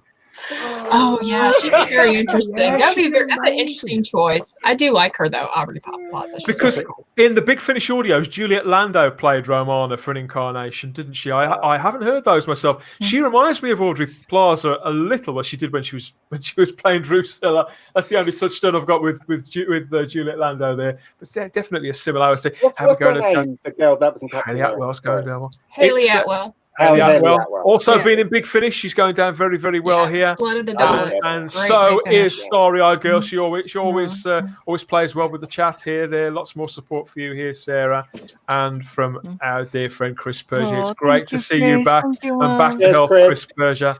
We were so worried about you, mate. And another vote for Juliet Lando. Very good in the audios. That was just my silly suggestion. But the more I think about that, the more I like it too. I think we've got a bit of a hung vote on this. People aren't quite sure who to go for, which version to go with. But you know what? I think, considering we've got 6 people here who have pretty strong views, I'll hold my hands up and say I've got pretty strong views. I know. I've never had a strong view in my life, man. I ride the fence. He's Switzerland. Apart from you, I don't pretend to speak for everybody, but I think people can sort of join the dots there and work out who likes what. But yeah, I'm going to keep the comments obviously open to this. Oh well, we've got a lot more here. Lots more of these and these. Haley Atwell. Lots of those. What? Who are they voting for? They're not voting for me? We're waiting to see. We've got another vote here. Katie Sheridan. Katie. Hey, Katie. That's it. A mixture of all would work better than I don't know. Now I don't know what he's talking about there. No idea what that is. He's talking about a mixture of all of our ideas, maybe. No, but he says now. I don't know what now is. I can't remember anything about that. Yeah. A mixture. Yes, we've got that, and we've got. There's a message here from the wonderful Purple Lady. Fantastic show. Well done, the space. Well, thank you very much. Oh, thank you. Aren't they all wonderful, aren't they? And we've got Problem Being volunteers himself to play Romana. That's very progressive of really. Right. Yeah. Good, and he's very versatile, is I can so see that. And he's got a great complexion, as we can see there in his picture. Michael Sheen's very popular. But yeah, it all seems to have gone down quite well. And we've got here we are, Bolstrick. Bolstrick is the wallflower in this panel. I don't think there's a first time for everything, isn't there, my friend? Look, somebody's voting for me. Somebody's voting for me. I can't believe it. Yeah, you were in the lead. You were in the lead fairly early there. It was looking very good. Oh, here we are. We've got that's some support for Rebecca Gold there. So people like what you do and how you do it. So I would imagine lots of people would trust you with Doctor Who. Who knows? Watch this space for all that. Lurching back now, everybody. Lurching. In fact, I'm going to do this again just to emphasize the fact. Hang on. And that's the wrong caption. Oh, and you're always going to do that at some point. You're going to, yes, let's get it up again. Here we are. Here's my thing. Lurching back here. Into our original universe. Back to back. No expense spared. Yeah. Back and back. See if disaster's been averted. Check your comments section. Yeah, 2020 has been a year. I'm sure a lot of those original classic Doctor Who writers who dreamt up such as Inferno, they would have speculated about, but hope that they'd never see. So we obviously hope you're all safe and well and joining us back here now in 2020 proper. It's just I want to go back, damn it. I want to go back. His budget right there. Let's get back. Yeah. Just a reminder that the Type 40 is a Doctor Who podcast on the Fandom Podcast Network, and it is available on Apple Podcasts, Spotify, Stitcher, Google Play, iHeartRadio, the Podbean app, fbnet.podbean.com, and it's a Spacebook production for the Fandom Podcast Network. Those wonderful people at the Fandom Podcast Network. And yeah, we've got so many shows now. How many shows have we got now, Sarah? It's got to be pushing 60, isn't it? Got to be it. Lots of reviews of current and past Doctor Who and the subjects you can see there. We've covered Target books. We've talked to other fans about their fandoms. And we'll probably, actually, I'm going to rope in a few of these candidates to get some of those involved. Our regular Blu-ray review shows there, and news updates from time to time, and Torchwood, all that sort of stuff. So if you've missed it, you can find it pretty much everywhere, and there could be more Type 40 coming to YouTube too. We've got our wonderful. They're very, very silly, aren't they? But I'm going to say they're wonderful anyway. My Type Over 40 video diary style videos and all that stuff from Simon Horton too. He's never short of words. He's Simon, is he, Sarah? No. Oh, Miss Simon. Yeah, well, you won't have to miss him for too much longer. We're going to get you all back on the show soon. Same with you, Ian. I'll rope you in for something. And yeah, thank you all for your company. So yeah, my thanks to Andrea, to Blue Bonnet Hoovian there, Ian the Mega Geek Diaz, Gary Beaker, of course, at Nerdrotic, and the man known only as Boltrek. You've enjoyed yourself as well, haven't you, Sarah, being I back? have, yeah, it's been good being back. He's back. Welcome Good back. to have you back. You've been Really greatly is. missed by everyone. Yes. Oh, thank In you. this new medium, because yes, hashtag we do stand with Story and we stream with Story and we listen to Story. You'll be able to listen to her on upcoming episodes of the Type 40 Doctor Who podcast, I'm sure. And well, we've got a few things in mind, haven't we? Yeah, who knows? Keep watching the channel, like, subscribe, share, hit the bell, and all that sort of thing. I'm going to change this again now. Now I'm getting used to doing all this. It's fantastic. It amazes me. Yeah, I'll be back pretty soon with some more Type 40. Look out for that. It could have been wherever you found this on YouTube. We're not sure. We've got some more videos coming up, but it could have been on Apple Podcasts. If you search for the Fandom Podcast Network on Apple Podcasts, while you're there, drop us a review just for a moment so that new listeners can find us that bit easier. Yeah, we're on iHeartRadio, Stitcher, Google Play, Spotify, all those places. Anything you want to say to any of us direct, you can contact us. Email type40doctorwho@gmail.com. There's Twitter and Instagram at Type 40 Doctor Who. I'm scattered throughout all of space and time, but mostly lately on Twitter as the Spacebook.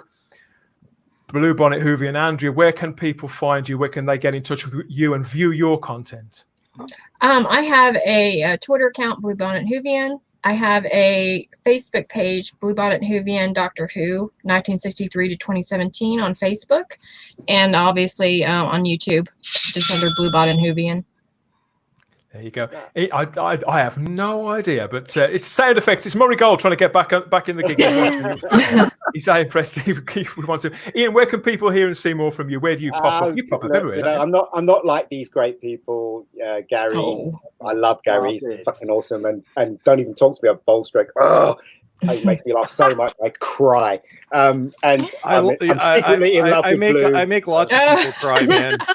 Right? Sorry, Bolstrek, what do you say? I make lots of people cry. Cry as well, yeah. And Starry, I like to hug her, but I can't because of the COVID thing. I need to be other way.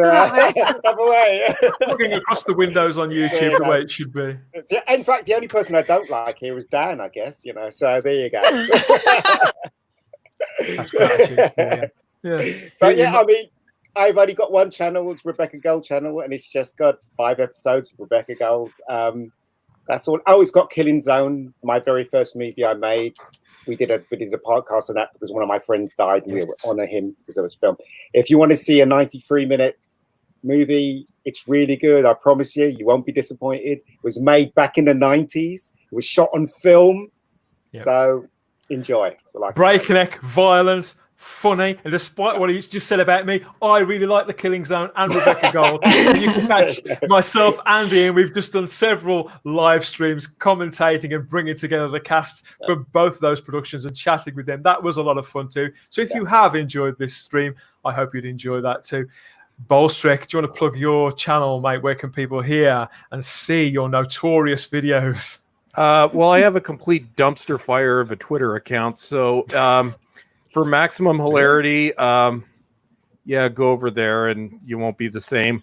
And then I have a channel that occasionally features a talking goat who will be making a comeback soon. Professor Dinkle. About time. Bull's Trek, where I people say I'm somewhat negative. I don't know. I don't see that. I think I'm very positive. So it's all. I just talk about how great everything is, and it's just wonderful. So if you're looking for a dose of positivity, go to youtube.com/bullstrek. It's a fun time. Just don't go near the comments section, and you'll be fine. And all hail Professor Dinkles. Of course, if the Doctor can regenerate into an animal now, Dinkles for Doctor. It has to happen. We demand this. We demand it ASAP. Okay, yes. Mega Geek, we got to get on that. We'll do a Dinkles Doctor episode. That could be your fan film. Exactly. Gary, where can people find you? Where can they hear you? Where can they see you? Oh, well, thank you, by the way, for having me on. Apologies for being late. I was behind on work. We don't accept that. I know. It's pretty much the entire chat called it too. We're looking at it before we started. Exactly. I apologize. I went on vacation. I've been paying for it. I've been trying to catch up for the last 2 days. I haven't posted anything in 10 days. So you can find me at Nerdrotic on YouTube. Nerdrotic Live is my alternate channel where all the live streams go, and nerdrotic.com is my backup. So you can, through that, you can find me on Spotify, iTunes, and any iTunes mirror site for the audio version of the show. I host or co-host the Exozone with Doomcock, Friday Night Tights with the lads, and of course my solo live stream Nerdrotic Live. Thank you very much again for having me on. And we've got to get you on the channel very, very soon. Very, very soon. I'd like to come on one day. Again. All of you. Oh no, that is an invite to. Yeah, you can all be late. It's fine. Oh, and by the way, my American doctor will be Peter Dinklage. Peter Dinklage. No. I remember that stream. Do you remember that stream, Ian, where you laughed at me for saying that? Don't miss Peter Dinklage. That's a subject for another stream. Watch and listen to Ian cringe some more. Maybe later. That's too good to leave hanging. But that's our cliffhanger. What do you think, Sarah? That should be our cliffhanger for this very first live stream. Come back. We'll be talking about Peter Rewrite your memories at some point. And American doctors and all that. It would be brilliant. Sorry. I don't know. So how's this been, Sarah? What do you think? Put this down as a success. What do you think about this lot? I think so, yes. Yeah, We've got an excellent panel. I was thinking the reason why I haven't said anything is because you can't find me anywhere because I have left all of social media and I'm a lot better for it. Good. So if you need to get in touch with me that way, this one, contact this one. Hashtag Twitter cancer. Well, we are. Look. I'm privileged to have you back here. You know, I'll be the Holly to your Phil any day, or vice versa, and we'll get more streams going. We'll start to have more conversations again on this channel and throw it wide open, see what happens. Because of course, the beauty of being starry-eyed is you don't need social media because you are all seeing and all knowing anyway. That's right, isn't it? So thank you. Seriously, thanks to everybody in the chat. It's been brilliant, and thank you all for your company. It's been terrific. And join us again next time here on Type 40, whether it's on the Fandom Podcast Network or on YouTube. I want to wave goodbye. Put me back on.